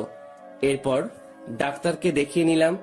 আঘাতটা একটু বেশি লেগেছে, তবে কিছুক্ষণ পর ঠিক হয়ে যাবে। ডাক্তার কিছু ওষুধ লিখে দিলেন। ওষুধগুলো কিনে দিশাকে নিয়ে আবার গাড়িতে চলে এলাম। দিশা কোথায় যাবে এখন? কলেজে নাকি বাড়িতে? কলেজে চলো। ঠিক মতো হাঁটতে পারবে তো? সমস্যা হলে বলো, আমি তোমাকে বাড়িতে দিয়ে আসবো। হাঁটতে পারবো, সমস্যা হবে না আমার। কলেজে চলো। এরপর আর কিছু না বলে গাড়ি চালাতে লাগলাম। গাড়ি চালানোর সময় খেয়াল করলাম দিশা আমার দিকে বারবার আর চোখে তাকিয়ে রয়েছে। আমি কিছু বললাম না। কলেজে চলে এলাম। অনেক দিন পর কলেজে এলাম। দিশা গাড়ি থেকে নেমে হাঁটতে লাগলো, কিন্তু পারছে না, তাই আমি গিয়ে দিশার হাতটা ধরে ফেললাম। এরপর ধীরে ধীরে ওকে নিয়ে যেতে লাগলাম। কলেজের সবাই আমাদের দিকে হা করে তাকিয়ে আছে। আমি ওইদিকে পাত্তা না দিয়ে দিশাকে নিয়ে ক্লাসে চলে আসলাম। এরপর মেয়েটাকে আমার পাশেই বসালাম, কারণ মেয়েটা এখন আমার দায়িত্বে। আমার জন্য মেয়েটার এই অবস্থা হয়েছে। কিন্তু মেয়েটা ওই সময় এত তাড়াহুড়ো করে কোথায় যাচ্ছিল? দিশা, ওই সময় এত তাড়াহুড়ো করে কোথায় যাচ্ছিলে? কলেজে যাচ্ছিলাম, আসলে একটা কাজ ছিল। ও আচ্ছা জনি, একটা কথা বলো তো, সত্যি করে বলবা? বলো, কি শুনতে চাও? এতদিন কই ছিলা তুমি? আর শরীরের কি অবস্থা করেছো? ঠিক মতো খাও না নাকি? সব সময় সবার কাছ থেকে এই প্রশ্নটা এড়িয়ে যেতে চাই, কিন্তু পারি না। প্রশ্নটার সম্মুখীন হতে হয়। না, তেমন কিছু না। সত্যি করে বলবা কিন্তু। আমি জানি তুমি মিথ্যে কথা বলতেছ। যেদিন থেকে তুমি কলেজে আসো না সেদিন থেকে ঈশিতাও আসে না। সমস্যা কি বলো তো? সেই রকম কিছু না, শুধু একটু প্রবলেম হয়েছে। প্রবলেমটা কি বন্ধু ভেবে বলতে পারো।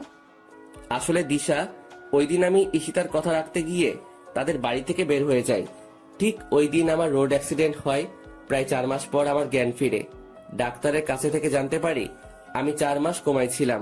চিকিৎসার ব্যাপারটা হলো, ওই হাসপাতালে নাকি একটা ফান্ড আছে।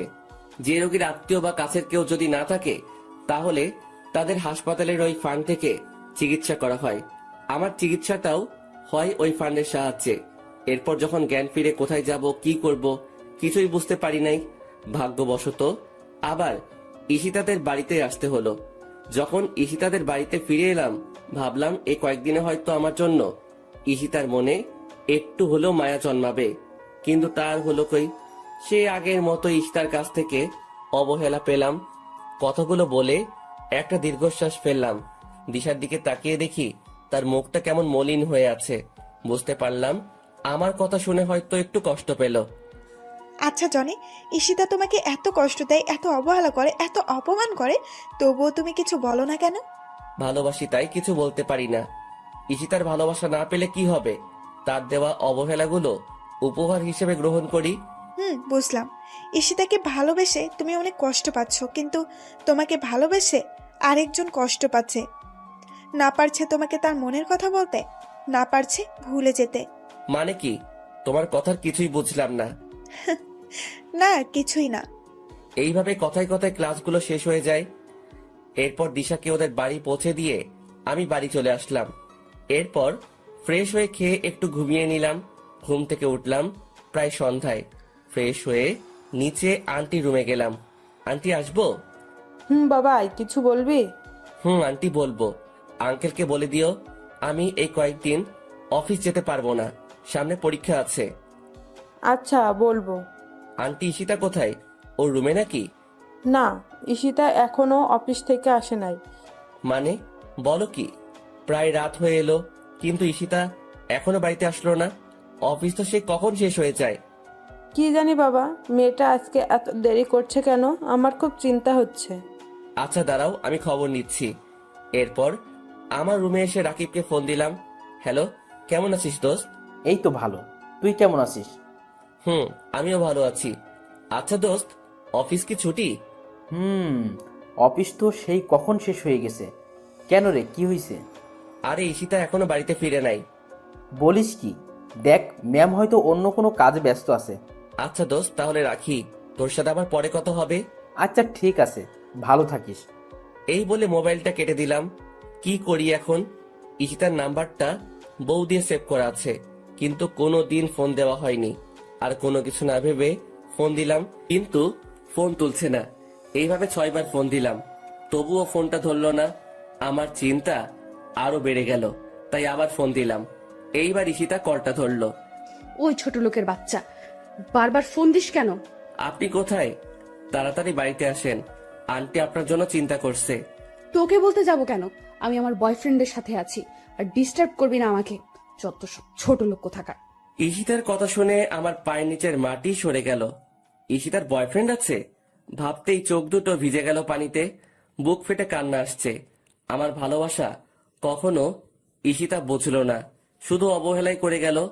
তবে কি ঈশিতাকে আমার নিজের করে আর কখনো পাবো না? কখনো কি আর হবে না ঈশিতার ভালোবাসা পাওয়া? অনেক কান্না করলাম। ভালোবাসার মানুষটির অবহেলা মৃত্যুর সমান। কান্না করতে করতে কখন ঘুমিয়ে পড়েছি ঠিক মনে নেই। ঘুম থেকে উঠে ফ্রেশ হয়ে নিলাম। বারবার শুধু ঈশিতার কথাগুলো মনে পড়ছে। তবে কি চিরতরে হারাতে হবে ঈশিতাকে? আর যেইভাবে অবহেলা করছে, তাতে ঈশিতা না থাকাও ভালো। কিন্তু প্রিয় মানুষটির কাছ থেকে অবহেলা করলে তা না পাওয়ার চেয়েও ভালো। কিন্তু আমি যে এত অবহেলা নিতে পারছি না। কিন্তু একদিন ওর অবহেলাগুলাও খুব মিস করব।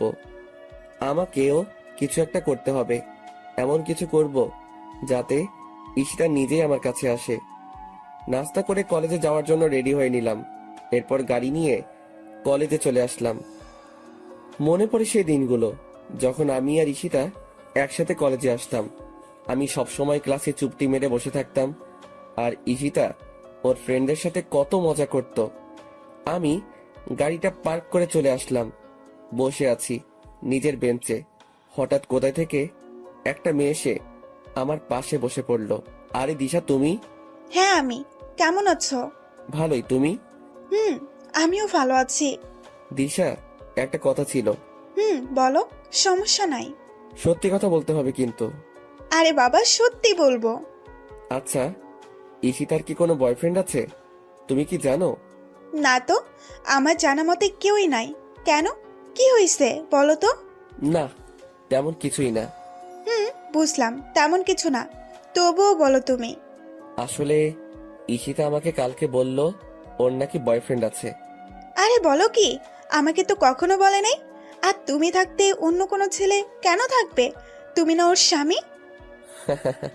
দিশা, তুমি তো জানো আমি ওর নামের স্বামী, অধিকারে না। জনি, তোমাকে একটা কথা বলবো, রাখবা আমার কথা? আচ্ছা বলো, কি করতে হবে? না, আগে আমাকে কথা দিতে হবে। আচ্ছা দিলাম, এখন তো বলো। চলো না, আমরা আজকে ক্লাস না করে ঘুরবো। অনেক দিন হলো যায় না। চলো না প্লিজ। কিন্তু ক্লাস? তুমি কিন্তু কথা দিয়েছো, যেতে তো হবেই। কি আর করা যায়, কথা যখন দিয়ে দিয়েছি তাহলে কথা মতো কাজ করতে হবে। এরপর গাড়ি নিয়ে আমি আর দিশা বেরিয়ে পড়লাম। উদ্দেশ্য নদীর পাড়ে যাব। এরপর আমরা আমাদের গন্তব্যস্থলে চলে গেলাম। বসে আছি নদীর পাড়ে একটা গাছের নিচে। কি সুন্দর প্রকৃতি, যার বর্ণনা দিয়ে শেষ করা যায় না। দিগন্ত বিস্তৃত নদী, নদীর ওপরে সারি সারি গাছ, চারিদিকে হালকা রোদের তাপ, আর দক্ষিণের বাতাস এসে মনে দোলা দিয়ে যাচ্ছে। সব মিলিয়ে একটা মনোমুগ্ধকর পরিবেশ। জনি, কি ভাবো? এই যে কত সুন্দর প্রকৃতি, দিগন্ত বিস্তৃত নদী, এর পারে আমরা দুইজন পাশাপাশি একটা গাছের নিচে বসে আছি। এই সময়টা আরো সুন্দর হয় যখন প্রিয় মানুষটি পাশে থাকে। কিছু বললাম না, চুপচাপ করে বসে রইলাম। কি হয়েছে, বসে আছো যে? কথা বলো না কেন? না, এমনিতেই। আচ্ছা, তুমি কি এখনো ঈশিতাকে ভালোবাসো? বাসি তো, আগের মতোই ভালোবাসি। তুমি কাকে ভালোবাসো বললে না তো? আমিও একজনকে খুব ভালোবাসি, তবে বলতে পারছি না, কারণ ওর যে এখন বউ আছে। ও মা, বলো কি? তাহলে কে সে? আচ্ছা দাঁড়াও। এই কথা বলে ঈশিতা তার ব্যাগ থেকে একটা গোলাপ ফুল বের করলো এবং আমার সামনে হাঁটু গেড়ে বসে পড়লো। হবে কি তুমি আমার রাত জাগার কারণ? হবে কি তুমি আমার স্বপ্ন দেখার কারণ? জানো, তোমাকে আমি সেই ছোট থেকেই ভালোবাসতাম। যেদিন ঈশিতার সাথে তোমাকে প্রথম দেখেছি, সেদিন থেকে তোমাকে ভালোবেসে ফেলেছি।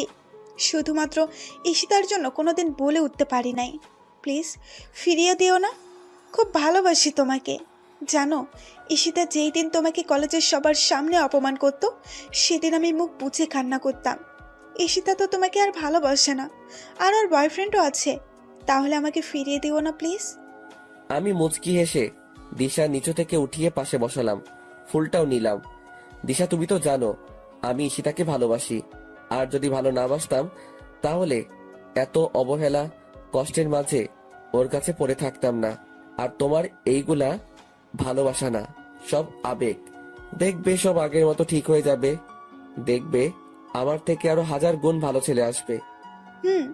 1000 গুণ ভালোবাসবে, কিন্তু তোমার মতো না। প্লিজ ফিরিয়ে দিও না। তোমাকে না পেলে আমি কিন্তু আত্মহত্যা করব। আরে কান্না করছো কেন?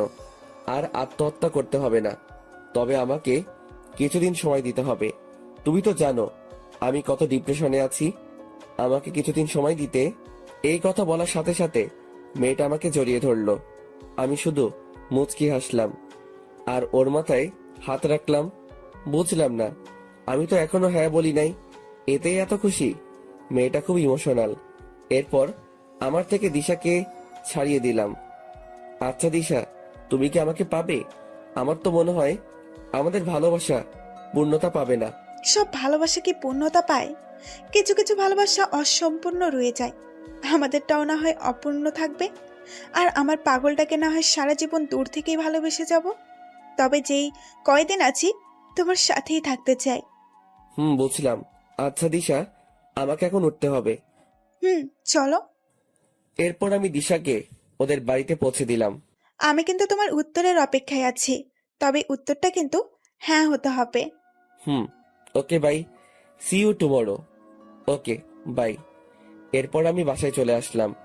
ফ্রেশ হয়ে দুপুরে খেয়ে শুয়ে পড়লাম, কিন্তু ঘুম আসছে না। কি করব ঠিক বুঝতে পারছি না। একদিকে ঈশিতাকে ভুলতে পারবো না, অন্যদিকে দিশাকেও কষ্ট দিতে পারবো না। চরম একটা পরীক্ষার সম্মুখীন হলাম। ঈশিতাকে ভুলতে পারবো না, আর দিশাকে কষ্ট দিতে পারবো না। কারণ প্রিয় মানুষটি অবহেলা করলে তা কত কষ্টের আমি বুঝি। কিন্তু আমি তো ঈশিতাকে ছাড়তে পারবো না, আবার দিশাকেও কষ্ট দিতে পারবো না। ঘুম আসছেই না, তাই উঠে গেলাম। ধীরে ধীরে ঈশিতার রুমের দিকে এগোতে লাগলাম। ও রুমের সামনে দাঁড়িয়ে আছি, কিন্তু নক করতে ভয় করছে। তবুও নক করলাম। ঈশিতা, আসবো? আয়। আর আমার নাম ধরে আর কখনো ডাকবি না। আজকে মনটা একটু ভালো আছে, তাই এরকম ব্যবহার করছি। বেশি বাড়াবাড়ি করলে কিন্তু তোর অবস্থা খারাপ করে দিব। আমি দরজায় এসে ভাবতে লাগলাম, আমাকে অবহেলা করে ওনার মনটা ভালো আছে। আসলে এই পৃথিবীর মানুষগুলো বড়ই আজব। ওই, কি হয়েছে? দাঁড়িয়ে আছিস কেন? আর কি বলবি তাড়াতাড়ি বল। না মানে একটা কথা ছিল, যদি কিছু মনে না করেন তাহলে বলতে পারি। এত ন্যাকামো না করে কি বলবি বল। আপনি কেন এইরকম করেন আমার সাথে? আমি তো আপনার স্বামী। আমার দোষটা কি? কারণে আমাকে প্রতিনিয়ত অবহেলা করে যাচ্ছেন? কেন বারবার কষ্ট দিচ্ছেন? কোন পাপের শাস্তি দিচ্ছেন আমাকে? আমি তোর এত প্রশ্নের উত্তর দিতে বাধ্য নই। আর তোকে আমি আগেই বলেছি, আমি তোকে ভালোবাসি না। তোকে দেখলে আমার ঘৃণা হয়। এই বাড়িতে শুধু আব্বু আম্মুর জন্য তোকে রেখেছি। যেইভাবে আছিস সেভাবেই থাক। আমার কাছে স্বামীর অধিকার নিয়ে আসবি না। এখন আমার রুম থেকে চলে যা, আমাকে আর ডিস্টার্ব করবে না। যত সব ছোট লোক আসছে আমার কাছে ভালোবাসা পেতে। চলে যাচ্ছি, তবে এই রুম থেকে নয়, এই বাড়ি থেকে একদিন চলে যাব। চিরতরের জন্য চলে যাব। কোনো ছোট লোক আর আপনার কাছে আসবে না স্বামীর অধিকার চাইতে। কেউ আর বলবে না ভালোবাসি আপনাকে। কথাগুলো বলে চোখের পানি মুছতে মুছতে চলে আসলাম। এরপর আন্টি রুমে গেলাম। আন্টি, আসবো? বাবা আয়। কিচ্ছু বলবি? আন্টি, তোমার অনুমতি ছাড়া আমি এই কাজ করতে পারবো না। আচ্ছা বল, কি কথা? আর অনুমতি তো অবশ্যই দিব। আসলে আন্টি, আমি আর ঈশিতার অবহেলা নিতে পারছি না। একটু মুক্তি পেতে চাই এই মায়াজাল থেকে। বাঁচতে চাই নিজের মতো করে। গড়তে চাই আমার একটা নিজস্ব পৃথিবী, যে পৃথিবীতে থাকবে না কোনো অবহেলা, থাকবে না প্রিয় মানুষটির দেওয়া কষ্ট। তাই আন্টি, আমি দেশের বাইরে যেতে চাই। তুমি প্লিজ না করো না। আমার সুখের কথা ভেবে অনুমতি দাও প্লিজ। আরে বোকা, দেশের বাইরে যাবি, সমস্যা কি তাতে? আমিও চাই না তুই আর কোনো কষ্ট পাস। তবে আমার প্রতিদিন যোগাযোগ রাখতে হবে। আমি তোর আঙ্কেলকে বলবো। তুই শুধু বল কখন যেতে চাস। এই তো আন্টি, পরশু। পারবো না এত অবহেলা নিতে। আর তোমাকে কি করে ভুলি বলো তো? আচ্ছা, এখন গিয়ে শুয়ে থাক। আন্টির সাথে কথা শেষ করে নিজের রুমে চলে আসলাম। চলে যাব এই স্বার্থপর প্রিয় মানুষটির মায়াজাল ছেড়ে। তবে আমি কি ঈশিতাকে ছাড়া থাকতে পারবো? হয়তো কষ্ট হবে, কিন্তু আমাকে যে থাকতে হবে। ঈশিতার অবহেলাগুলো আর নিতে পারছি না। হয়তো প্রতিদিন ঈশিতার কথা ভেবে কান্না করব। কি পেলাম ঈশিতাকে ভালোবেসে? অন্যদিকে দিশাও নাকি আমাকেই ভালোবাসে। কিন্তু আমি তো দিশার ভালোবাসা চাইনি। আমি চেয়েছি ঈশিতার ভালোবাসা, যা সেই ছোট থেকে চেয়ে এসেছি।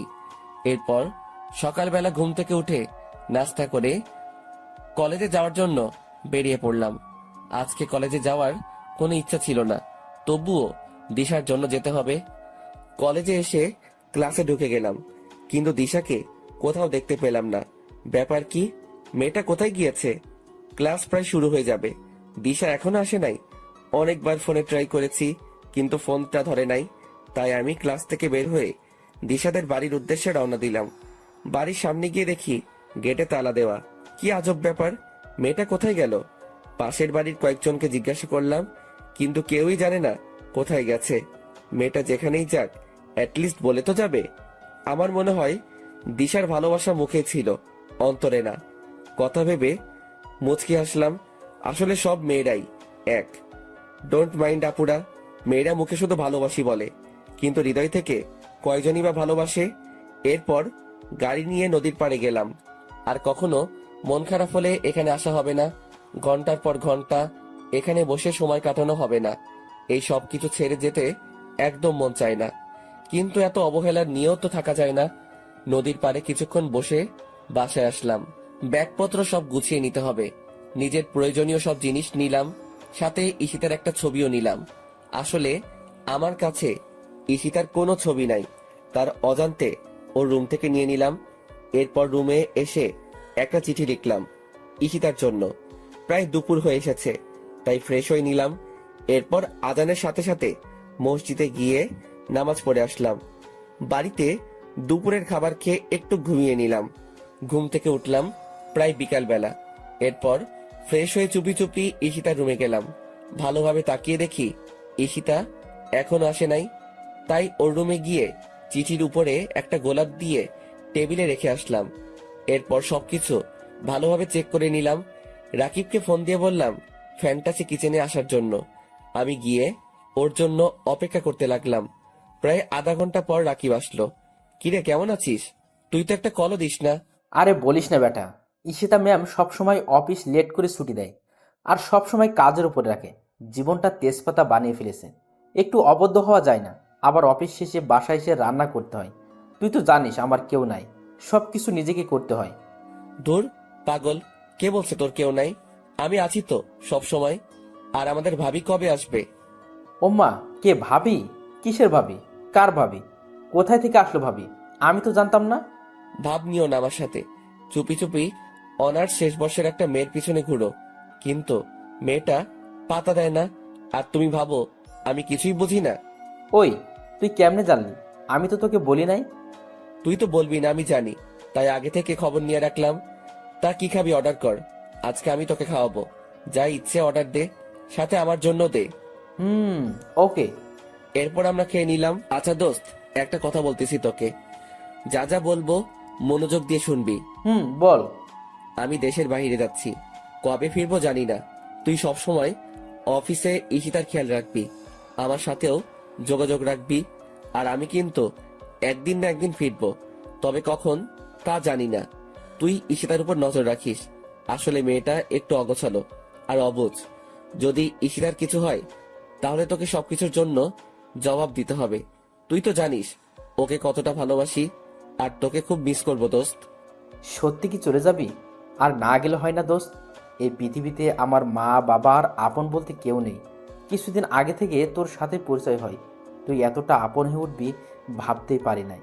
নিয়তি চাইলে দেখা হবে, আর তোর ঈশিতাকে আমি দেখে রাখবো। নিজের যত্ন নিস দোস্ত। দেখলাম ছেলেটার চোখে পানি। আরে পাগল, কান্না করিস কেন? আমি তোর সাথে তো যোগাযোগ রাখবো। আচ্ছা দোস্ত, আজকের মতো উঠলাম। ভালো থাকিস দোস্ত। তুইও। তোকে খুব মিস করব। আমিও দোস্ত। এরপর চলে এলাম বাড়িতে। প্রায় সন্ধ্যা হয়ে এসেছে। সেই পুরনো স্মৃতিগুলো ভেসে উঠে আসছে চোখের মাঝে। কত অবহেলা নিয়ে কাটিয়েছি দিনগুলো।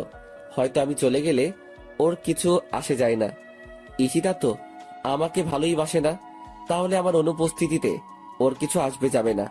রাত প্রায় 12টা বাজে। আমি ঘুমিয়ে আছি। হঠাৎ মোবাইলের আওয়াজে ঘুমটা ভেঙে গেল। মোবাইলের স্ক্রিনে তাকিয়ে দেখি দিশার নাম্বার। তাড়াতাড়ি করে রিসিভ করলাম। হ্যালো দিশা, কোথায় ছিলে তুমি সারাদিন? তুমি জানো আজকে কতবার তোমার মোবাইলে ট্রাই করছি, কিন্তু তুমি ফোনটা রিসিভ করো নাই কেন? কি হয়েছে, চুপ কেন? ওই পাশ থেকে ফুপিয়ে ফুপিয়ে কান্নার শব্দ আসছে। কি হয়েছে দিশা, চুপ করে আছো কেন? তোমার জন্য তোমাদের বাড়িতে গেছি, কিন্তু দরজায় তালা দেওয়া। কোথায় ছিলে? তোমাকে উত্তরটাও দেওয়া হয় নাই। হঠাৎ মোবাইলটা কেটে গেল। বুঝলাম না মেয়েটা হঠাৎ করে কোথায় উধাও হয়ে গেল। আবার ফোন দিয়ে কান্না করছে, কিন্তু কোনো কথা বলছে না। মেয়েটা এমন কেন করলো? এরপর আবার ঘুমিয়ে গেলাম। কালকে সকাল 8টা 30 ফ্লাইট, তাড়াতাড়ি উঠতে হবে। খুব সকালবেলায় ঘুমটা ভাঙলো। আমি তাড়াতাড়ি উঠে ফ্রেশ হয়ে নামাজ পড়তে চলে গেলাম। নামাজ পড়ে বাড়িতে ফিরে আসলাম। আন্টি রুমের পাশ দিয়ে উপরে যাওয়ার সময় আন্টি আমাকে ডাক দিলেন। আমি গিয়ে আন্টির পাশেই বসলাম। আন্টি এখনো নামাজের বিছানায় বসে আছে। আমি ওনার কাছে গিয়ে বসাতে আন্টি আলতো করে আমার কপালে একটা চুমু দিলেন। আন্টি কিছু বলবে নাকি? বাবা, চলে তো যাচ্ছিস আমাদের ছেড়ে। শেষবারের মতো না হয় খাইয়ে দেই নিজের হাতে তোকে। আর কখনো সময় হবে কিনা জানি না। কি খাবি না? খাবো তো, তুমি নিয়ে আসো, আমি এইখানেই আছি, মুচকি এসে বললাম। এরপর আন্টি আমাকে নিজ হাতে খাইয়ে দিলেন। আমি চুপচাপ সবগুলো খেয়ে নিলাম। আর কখনো খাওয়া হবে কিনা জানি না, খেয়ে চলে আসলাম। এরপর সবকিছু ভালোভাবে প্যাক করে নিলাম। প্রায় 7:30 বেজে গেছে। আমি ধীরে ধীরে ঈশিতার রুমের দিকে গেলাম। অবাক হওয়ার বিষয়, ওর রুমের দরজাটা খোলা। আমি হালকা উকি দিলাম, ঘরে তো কেউই নাই। চিঠিটা এখনো টেবিলের উপর পড়ে আছে। শেষবারের মতো ঈশিতাকে দেখা হলো না। এরপর আমি ঈশিতার সাথে দেখা না দিয়ে গাড়ি নিয়ে এয়ারপোর্টের উদ্দেশ্যে বেরিয়ে পড়লাম। আমার সাথে আন্টি আঙ্কেল যাচ্ছেন আমাকে এগিয়ে দিতে। খেয়াল করলাম আন্টি পুরো রাস্তা মন খারাপ করে রয়েছেন। গাড়ি এসে থামলো এয়ারপোর্টের সামনে। এরপর আমি আঙ্কেলের থেকে সবকিছু বুঝে নিলাম। আমি আসার সময় আন্টি অনেক কান্না করতে লাগলো। আন্টি, তুমি যদি এইরকম কান্না করো তাহলে আমি কিভাবে যাব? এরপর আন্টি চোখের পানি মুছে নিলেন। আমি গিয়ে আন্টিকে বললাম, সময় মতো ওষুধ খাবে, নিজের প্রতি যত্ন নিবে, আঙ্কেলকে দেখে রাখবে। আর আমি তোমার সাথে প্রতিদিন কথা বলবো, তবে ঈশিতা যেন না জানতে পারে। আমার কথা শুনে আন্টি শুধু মাথা নাড়ালো। এরপর আমি ওদের কাছ থেকে বিদায় নিয়ে এয়ারপোর্টে ঢুকে পড়লাম। আবার কখন দেখা হবে জানা নেই, নিজের অজান্তেই চোখ ভিজে এলো। প্রিয় মানুষগুলো, প্রিয় দেশটি ছেড়ে চলে যেতে হবে বিদেশে। এরপর ঠিক সময় প্লেন টেক অফ করলো। তখন মন চাইছে প্লেনের জানালা ভেঙে নেমে যাই, কিন্তু তখন তো আর কোনো পথ খোলা ছিল না।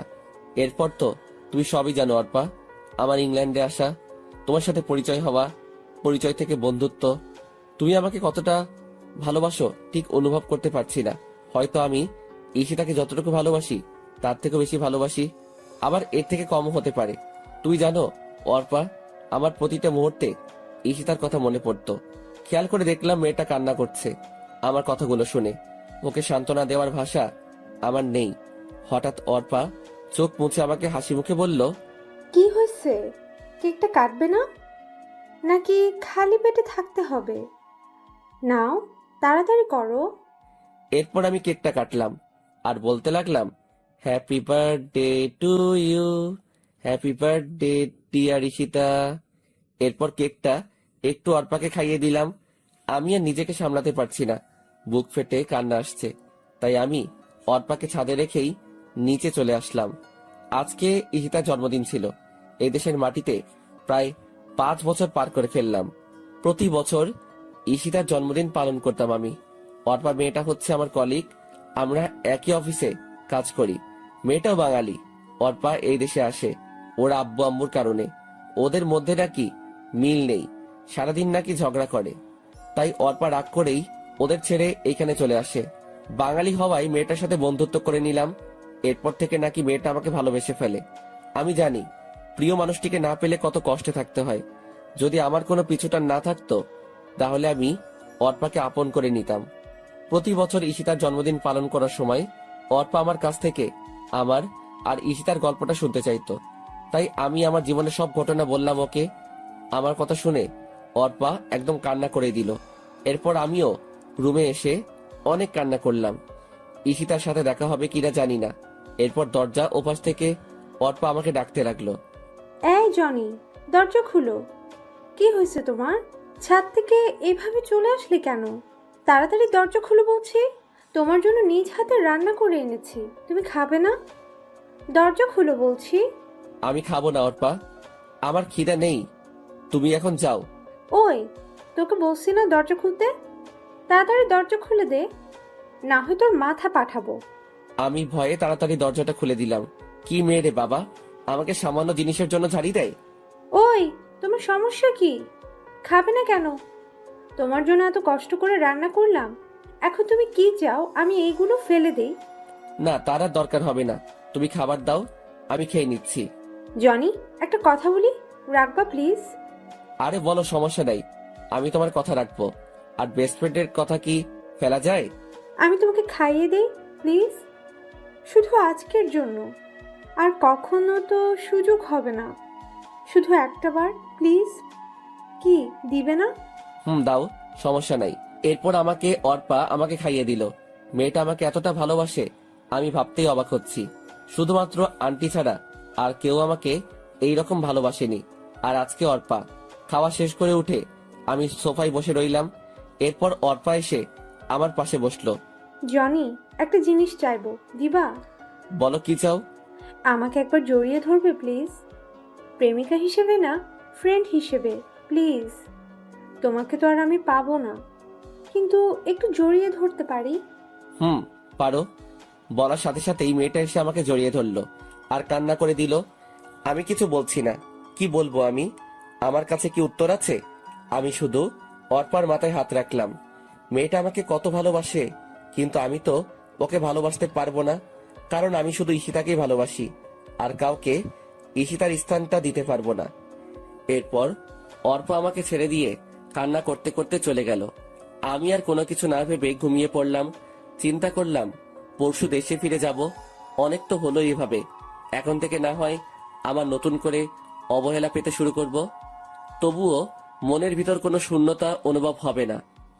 এরপর সকালবেলা ঘুম থেকে উঠে ফ্রেশ হয়ে নিলাম, নাস্তা করে রেডি হয়ে অফিসে চলে আসলাম। সারাদিন অফিসে কাজ করে বাসায় আসলাম।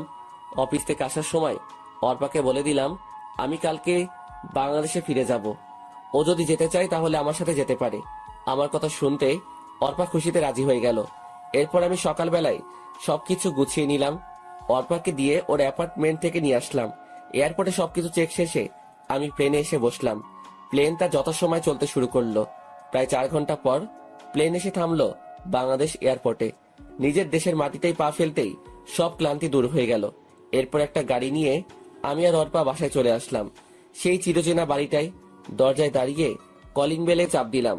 একটু পর আন্টি এসে দরজা খুলে দিলেন আর আমাকে দেখে ভীষণ অবাক হলেন। খুশিতে আত্মহারা হয়ে আমাকে জড়িয়ে ধরে কান্না করে দিলেন। আমি আন্টির সাথে কান্না করে দিলাম।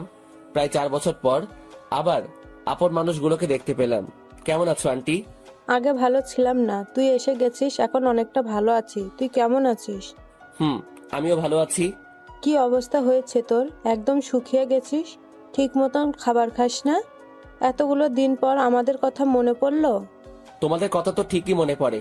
আন্টি ঈশিতা কোথায়? কেমন আছে ঈশিতা? ঈশিতা ওর ঘরে আছে। কেমন আছে তুই গিয়ে জিজ্ঞাসা কর। আর সাথে মেয়েটা কে বাবা? ওহ আন্টি, তোমাকে তো পরিচয় করিয়ে দেই নাই। ও হচ্ছে অর্পা, আমার ফ্রেন্ড। আর অর্পা, উনি হচ্ছে ঈশিতার আম্মু। তোমাকে তো বলেছি। কেমন আছেন আন্টি? আলহামদুলিল্লাহ ভালোই আছি। তুমি কেমন আছো? জি আন্টি, আমিও ভালো আছি। আন্টি আঙ্কেলকে তো দেখতে পাচ্ছি না। আঙ্কেল কোথায়? তোর আঙ্কেল অফিসের কাজে বাহিরে গেছে, আজকেই চলে আসবে। আর কতক্ষণ মেয়েটাকে বাহিরে দাঁড় করিয়ে রাখবি? ভিতরে আয়। আন্টি। অর্পা ভিতরে আসো। এরপর আমি আর অর্পা ভিতরে চলে গেলাম। অর্পাকে গেস্ট রুমটা দেখিয়ে দিলাম। এরপর আমি আমার রুমে চলে আসলাম। নিজের সেই রুমটাতে আবার অনেকগুলো দিন পর এলাম, কিন্তু অবাক হওয়ার বিষয়, আমার রুমটা একদম গোছানো, সবকিছু পরিষ্কার। মনে হয় কেউ প্রতিদিন এসে পরিষ্কার করে যায়। এত কিছু না ভেবে আমি ফ্রেশ হতে চলে গেলাম। এরপর নিচে নাস্তা করতে চলে গেলাম। সাথে অর্পাকে নিয়ে এলাম। মেয়েটা হয়তো লজ্জায় কোনো কিছু বলতে পারবে না। আন্টি আমাদেরকে নাস্তা দিলেন।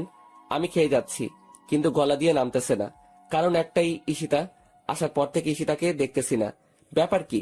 মেয়েটা কোথায় গেল? আন্টি ঈশিতা কোথায়? নাস্তা করবে না?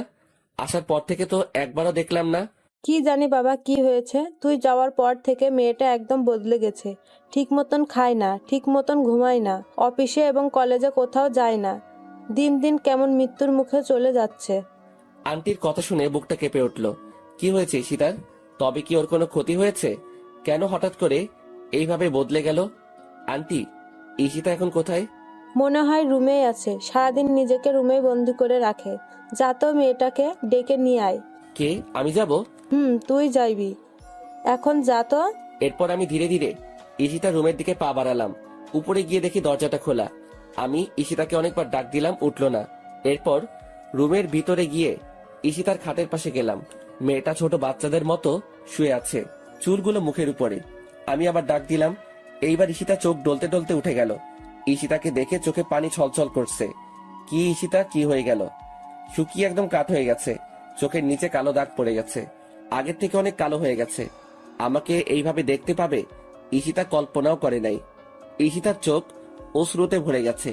আজকে অবহেলার প্রতিদানে এই সকল কিছু হচ্ছে। ঈশিতা খাট থেকে নেমে আমার একদম কাছে চলে আসলো, আমাকে জড়িয়ে ধরতে চাইলো, কিন্তু আমি সরে গেলাম। আমার থেকে এইরকম কিছু ঈশিতা আশা করেনি। আমিও ঈশিতার পাশে থাকতে চেয়েছিলাম, কিন্তু ঈশিতা আমার সাথে অনেক খারাপ ব্যবহার করছে, আমাকে প্রতিনিয়ত অবহেলা করে গেছে। এখন এই সবকিছু ঈশিতাকে তিলে তিলে ভুগতে হবে। প্রিয় মানুষটি অবহেলা করলে তা কত কষ্টের ঈশিতাকেও বুঝতে হবে। এখন থেকে আমি অবহেলা করব, আর ঈশিতা সবকিছু সহ্য করবে। আপনাকে আন্টি নিচে নাস্তা খেতে ডাকছে, তাড়াতাড়ি আসেন। জনি, দাঁড়াও, তোমাকে। আমি না শুনে চলে আসলাম, আর ঈশিতা ওইখানে হাঁটু গেড়ে বসে পড়লো। হয়তো বুঝতে পারছে তার কর্মের ফল ভুগছে, কান্না করতে লাগলো। আমি নিচে এসে নাস্তা করতে লাগলাম। এরপর ঈশিতাও এলো। আমি কিছু না বলে চুপচাপ নাস্তা খেয়ে যাচ্ছি, কিন্তু ঈশিতা নাস্তা না করে আমার দিকে তাকিয়ে আছে। ঈশিতাকে কষ্ট দেওয়ার জন্য আমি পুরোটা না খেয়ে চলে আসলাম। আমার এইরকম আচরণে ঈশিতা কষ্ট পেল, পাক না, তাতে আমার কি? আমাকেও তো কম কষ্ট দেয়নি ঈশিতা। এরপর আমি আমার রুমে চলে এলাম। ঈশিতাকে এইভাবে অবহেলা করতে গিয়ে আমি নিজেও অনেক কষ্ট পেলাম, কিন্তু তবুও যে ঈশিতাকে বুঝতে হবে প্রিয় মানুষটির অবহেলা কতটা যন্ত্রণাদায়ক। কিন্তু হঠাৎ করে ঈশিতা এভাবে বদলে গেল কেন? কিছু একটা তো কারণ আছে, জানতেই হবে আমাকে। সেই কারণ, রাতে সেই রকম ঘুম হয় নাই, তাই একটু ঘুমিয়ে নিলাম। ঘুম ভাঙলো দুপুর 12:30। আমার বুকের উপর ভারী কিছু অনুভব করছি। ঘুম থেকে উঠে দেখি ঈশিতা আমাকে জড়িয়ে ধরে ঘুমিয়ে আছে। মেয়েটার কি নিষ্পাপ মুখখানি! আগের কথাগুলো মনে পড়ে গেল। আমি ঘুমের মধ্যেই ঈশিতাকে এক ঝাটকা দিয়ে বুকের উপর থেকে ফেলে দিলাম। সাথে সাথে ঈশিতার ঘুমটা ভেঙে গেল। আপনি এখানে কি করেন? কেন আসলেন এই রুমে? আবার আমার বুকে মাথা রেখে আমাকে জড়িয়ে ধরে ঘুমিয়েছিলেন। আমার স্বামীকে আমি জড়িয়ে ধরে ঘুমাতে পারি, আমার অধিকার আছে। কিসের স্বামী? হ্যাঁ, কেউ একজন বলেছিল স্বামী ইজ মাই ফুড, আর অধিকারের কথা বলছেন। একদিন আমিও আপনার কাছে স্বামীর অধিকার চাইতাম, কিন্তু আপনি আমাকে শুধু অবহেলা করে আসছেন। কত কষ্ট দিয়েছেন, মনে আছে আপনার? আমার কথাগুলো শুনে ঈশিতা ফুপিয়ে ফুপিয়ে কান্না করতে লাগলো। প্লিজ জনি, এরকম করো না। আমি তোমাকে ভীষণ ভালোবাসি, নিজের থেকেও বেশি।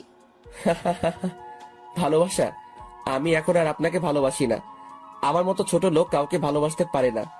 অর্পা মেয়েটাকে চিনেন? আমি ওকেই ভালোবাসি। ও আপনার মতো নিষ্ঠুর না, অনেক ভালো মেয়ে অর্পা। আর আপনার না বয়ফ্রেন্ড আছে, তাহলে আমার কাছে কেন ভালোবাসা চাইতে আসলেন? আপনার বয়ফ্রেন্ডের কাছে যান। আগে তো আপনি বলতেন আমি যেন এই বাড়ি ছেড়ে চলে যাই। এখন আর আপনাকে বলা লাগবে না, আমি নিজে থেকেই চলে যাব যদি কখনো ডিস্টার্ব করেন। আমি আর তোমাকে ডিস্টার্ব করব না, তবু তুমি আমাকে ছেড়ে যেও না। আমার কথাগুলো শুনে ঈশিতা ফুপিয়ে ফুপিয়ে কান্না করে যাচ্ছে। কান্না করার কারণে ঈশিতার নিঃশ্বাস নিতে কষ্ট হচ্ছে। আর কোনো কথা না বলে ঈশিতা কান্না করতে করতে চলে গেল। ঈশিতা এখন বুঝবে ভালোবাসার মানুষটি অবহেলা করলে কতটা কষ্ট লাগে। এরপর আমি ফ্রেশ হয়ে নিলাম। জোহর নামাজের আজান দিয়েছে, তাই নামাজ পড়তে মসজিদে চলে গেলাম। নামাজ পড়ে বাড়িতে আসার সময়ই রাকিবের সাথে দেখা হলো। আরে দোস্ত, তুই কখন আসলি? দেশে ফিরে আসলি, কিন্তু একবারও জানালিও না। আমি তো আজকে সকালেই এলাম। আসলে বাংলাদেশে আসার পর সিম নেওয়া হয় নাই, তাই যোগাযোগ করতে পারি। তো কেমন আছিস তুই? আলহামদুলিল্লাহ ভালোই আছি। জানিস দোস্ত, আমার বিয়ে হয়ে গেছে। আমি এখন আর ব্যাচেলার নেই। আরে বাহ, ভালোই তো। আচ্ছা দোস্ত, এখন বাড়ি যেতে হবে, একদিন তোদের বাড়িতে যাব। আচ্ছা ঠিক আছে, ভালো থাকিস। তুইও। এরপর বাড়ি চলে এলাম। দুপুরের খাবার খেয়ে বসে বসে টিভি দেখতেছি। এরই মাঝে অর্পা এসে হাজির হলো। কিছু বলবে অর্পা? আসলে আমরা না একা একা ভালো লাগছে না, চলো না আমরা একটু ঘুরে আসি। ঘরে বসে থাকতে থাকতে ভালো লাগে না। আর ঈশিতার সাথেও কথা বলতে ভয় করে, ও যদি আমাকে কিছু বলে। ধুর পাগলি, ঈশিতা ওই রকম মেয়ে না, তোমাকে কিছু বলবে না, উল্টো তোমার সাথে ফ্রেন্ডলি আচরণ করবে। আর আজকে বিকালবেলা রেডি থেকো, আমরা ঘুরতে বের হব। ওয়াও, সত্যি? সত্যি। ঠিক আছে, তাহলে আমি ঈশিতাকে রেডি হয়ে নিতে বলছি। আমরা সবাই একসাথে যাব, তাহলে অনেক মজা হবে। না, তাকে বলার দরকার নাই, শুধু আমি আর তুমি যাব। সময় হলে আমি নিজেই ঈশিতাকে নিয়ে যাব। কিন্তু ঈশিতা? তোমাকে না বলছি আর কেউ যাবে না। ওকে, অ্যাজ ইউর উইশ। এরপর আরো কিছুক্ষণ টিভি দেখে রেডি হয়ে নিলাম। অর্পা আর আমি গাড়ি নিয়ে ঘুরতে বেরিয়ে গেলাম। আমরা অনেক জায়গায় ঘুরলাম, অনেক কিছু খেলাম, কিন্তু আমার যে কিছুই ভালো লাগছে না। ঈশিতাকে এইভাবে কাঁদিয়ে আমিও ঠিক থাকতে পারছি না, কিছুতেই মন মানছে না। এরপর আমরা ঘোরাঘুরি শেষ করে প্রায় সন্ধ্যার দিকে বাড়ি ফিরলাম। এরপর আমি ফ্রেশ হয়ে একটু শুয়ে রইলাম আর ভাবতে লাগলাম, ঈশিতার মাঝে এত পরিবর্তন আসলো কিভাবে? ওর নাকি বয়ফ্রেন্ড ছিল, তাহলে গেল কোথায়? কেন এখন ঈশিতা আমার জীবনে আসতে চাইছে? অবহেলা করার পর কেন আপন করতে চাইছে? সবকিছু যেন গুলিয়ে যাচ্ছে। রাত প্রায় 10টা বেজে গেছে। নিচে খেতে ডাকছে। আমি নিচে গিয়ে খাওয়ার জন্য টেবিলে বসে পড়লাম। সবাই আছে, শুধু আঙ্কেল নেই। ঈশিতা আমার সামনের চেয়ারটাতেই বসা। ঈশিতা না খেয়ে শুধু আমার দিকে তাকিয়ে আছে। মেয়েটা এমন কেন না খেয়ে আমার দিকে তাকিয়ে আছে? আমার দেখার জন্য তো সারা জীবন পাবেই। আমি কিছু না বলে চুপচাপ খেয়ে নিলাম। এরপর ছাদে চলে এলাম, একটা সিগারেট ধরালাম, ধীরে ধীরে পুরো সিগারেটটা শেষ করে দিলাম। এইভাবে 1 প্যাকেট সিগারেট খেয়ে ফেললাম। আপন মানুষগুলো যখন পর হয় তখন এই জিনিসটাই সবচাইতে আপন হয়ে যায়। এরপর ঘরে এসে শুয়ে পড়লাম। ভোরবেলা ঘুম থেকে উঠে ফ্রেশ হয়ে নামাজ পড়তে চলে গেলাম। নামাজ শেষে বাড়িতে চলে এলাম। অনেকদিন সূর্যোদয়টা দেখা হয় না, তাই ছাদে এলাম। পূব আকাশে হালকা আলো চিকচিক করছে, বয়ে যাচ্ছে মৃদু বাতাস, আর রয়েছে চারিদিকে পাখিদের কিচিরমিচির আওয়াজ। সব মিলিয়ে একটা মনোমুগ্ধকর পরিবেশ। ভালোই উপভোগ করছি। হঠাৎ পিছনে কারো উপস্থিতি টের পেলাম। পিছনে তাকিয়ে দেখি আর কেউ নয়, ঈশিতা আমার পিছনে দাঁড়িয়েছিল। আমি ওর থেকে মুখ ফিরিয়ে নিলাম। আগের ন্যায় সামনের দিকে তাকিয়ে রইলাম। ঈশিতা কিছু বলবে মনে হচ্ছে, কিন্তু কিছু না বলে আবার কিভাবে চলে গেল। আমিও আর কিছু না বলে নিচে চলে এলাম। এরপর আন্টি ডাক দিলেন নাস্তা করার জন্য। আমি নিচে চলে গেলাম। আঙ্কেল দেখি উপস্থিত আছেন, হয়তো রাতে বাড়ি ফিরলেন। আমি আঙ্কেলের পাশে গিয়ে দাঁড়ালাম। আঙ্কেল হাতের খবরের কাগজটা রেখে আমাকে জড়িয়ে ধরলেন আর কান্না করতে লাগলেন। আমার এই ভুবনে আব্বু আম্মু নেই, কিন্তু আঙ্কেল আন্টি এখন আমার আব্বু আম্মু। আমিও আঙ্কেলকে জড়িয়ে ধরে কান্না করতে লাগলাম। ওনারা না থাকলে হয়তো আমাকে একটা অস্তিত্বহীন জীবন যাপন করতে হতো। এইভাবে চলে আসলি? আমাদেরকে তো অন্তত একবার জানাতে পারতে। ভাবলাম সারপ্রাইজ দিব। কেমন হলো সারপ্রাইজটা? অনেক ভালো। এই কি অবস্থা হয়েছে তোর? কেন এমন করিস নিজের সাথে? অন্তত আমাদের কথা ভেবে না হয় শরীরের যত্ন নে। নিজের কথা তো কখনো ভাবিস না। তুই না থাকলে যে আমরা ভালো থাকতে পারি না, কেন বুঝিস না তুই? তোর বাবা মা তোকে আমাদের কাছে আমানত রেখে গেছে। তোর কিছু হলে ওরা যে কষ্ট পাবে জানিস। আমি কখনো তোর আব্বুকে কষ্ট থাকতে দিতে চাই না, সব সময় হাসি খুশি দেখতে চাইতাম। আঙ্কেল, এখন থেকে তোমার সব কথা মেনে চলবো। এখন সবাই নাস্তা করতে বসো, আর তোর সাথে যেই মেয়েটা এসেছে ওকে ডেকে নিয়ে আয়। আমরা সবাই একসাথে নাস্তা করব। আমি গিয়ে অর্পাকে নিয়ে আসলাম। ঈশিতা আগে থেকেই হাজির আছে। অর্পাকে আঙ্কেলের সাথে পরিচয় করিয়ে দিলাম। তারপর সবাই মিলে নাস্তা করতে লাগলাম। আঙ্কেল, আমি আজকে থেকে অফিসে যেতে চাই। এত তাড়াতাড়ি কেন? কয়েকটা দিন রেস্ট নে। এমনিতে অনেক দিন পর এসেছিস, সবার সাথে একটু সময় কাটা। না আঙ্কেল, বাড়িতে বসে থাকতে ভালো লাগে না। আচ্ছা বাবা, তুই যা ভালো বুঝিস কর। Thank you uncle. রুমে এসে অফিসে যাওয়ার জন্য রেডি হচ্ছি। ওই সময় অর্পা আমার রুমে এসে হাজির। কিছু বলবে নাকি? আসলে আমার না একা একা বাড়িতে ভালো লাগবে না, যদি তোমার সাথে নিয়ে যেতে। আচ্ছা, সমস্যা নাই, তুমি গিয়ে তৈরি হয়ে নাও, আমরা খুব তাড়াতাড়ি বের হব। ঠিক আছে। অর্পা চলে গেল আর আমি আবার তৈরি হতে ব্যস্ত আছি। এরপর তৈরি হয়ে গাড়িতে অর্পার জন্য অপেক্ষা করতেছি। এরপর অর্পা আসলো, আমি গাড়ি চালাতে শুরু করলাম। এরপর আমরা চলে এলাম অফিসে। আমি গিয়ে বসের কেবিনে বসলাম। অর্পাকে আমার সাথে নিয়ে আসলাম। এরপর আমি পিয়নকে দিয়ে রাকিবকে আমার কেবিনে ডেকে নিয়ে আসলাম। ফিরে আসবো নাকি? দোস্ত আয়, আর তোর অনুমতি লাগবে না, যখন ইচ্ছা তখন আসতে পারবি। তা বুঝলাম, কিন্তু বাকিরা কি ভাববে বল? বসকে তুই করে ডাকলে কেমন দেখায় না? আরে কে কি বললো আমার কিছু যায় আসে না। যেই জায়গায় আমার কোনো সমস্যা নাই, তাহলে তোর কি সমস্যা? আর আমি তোকে বস হিসেবে বলছি, তুই এখন থেকে আমাকে তুই করে বলবি। আচ্ছা ঠিক আছে, তা কিছু বলবি নাকি? বলবো তো, তাই তো ডাকলাম তোকে। কি কথা ছিল মনে আছে তো? কি কথা ছিল? ওই যে তোর বাড়িতে যাব আর বউটাকে দেখব কোন সেই হতবাকি যে তোর মতো পাগলের খপ্পরে পড়েছে। রাকিব মুচকি এসে বলল, সমস্যা কি? তুই বললে এখনই চল, আর দেখে নিস কে আমার খপ্পরে পড়েছে। আরে এখন না, দুপুরে লাঞ্চ টাইমে যাব। এখন তো অফিসে অনেক কাজ আছে। আর পরিচয় হয়ে নে, ও হচ্ছে অর্পা, আমার সাথে বিদেশে আমার কলিগ ছিল। আর অর্পা, ও হচ্ছে আমার ফ্রেন্ড রাকিব। তোমাকে তো ওর কথা বলছি।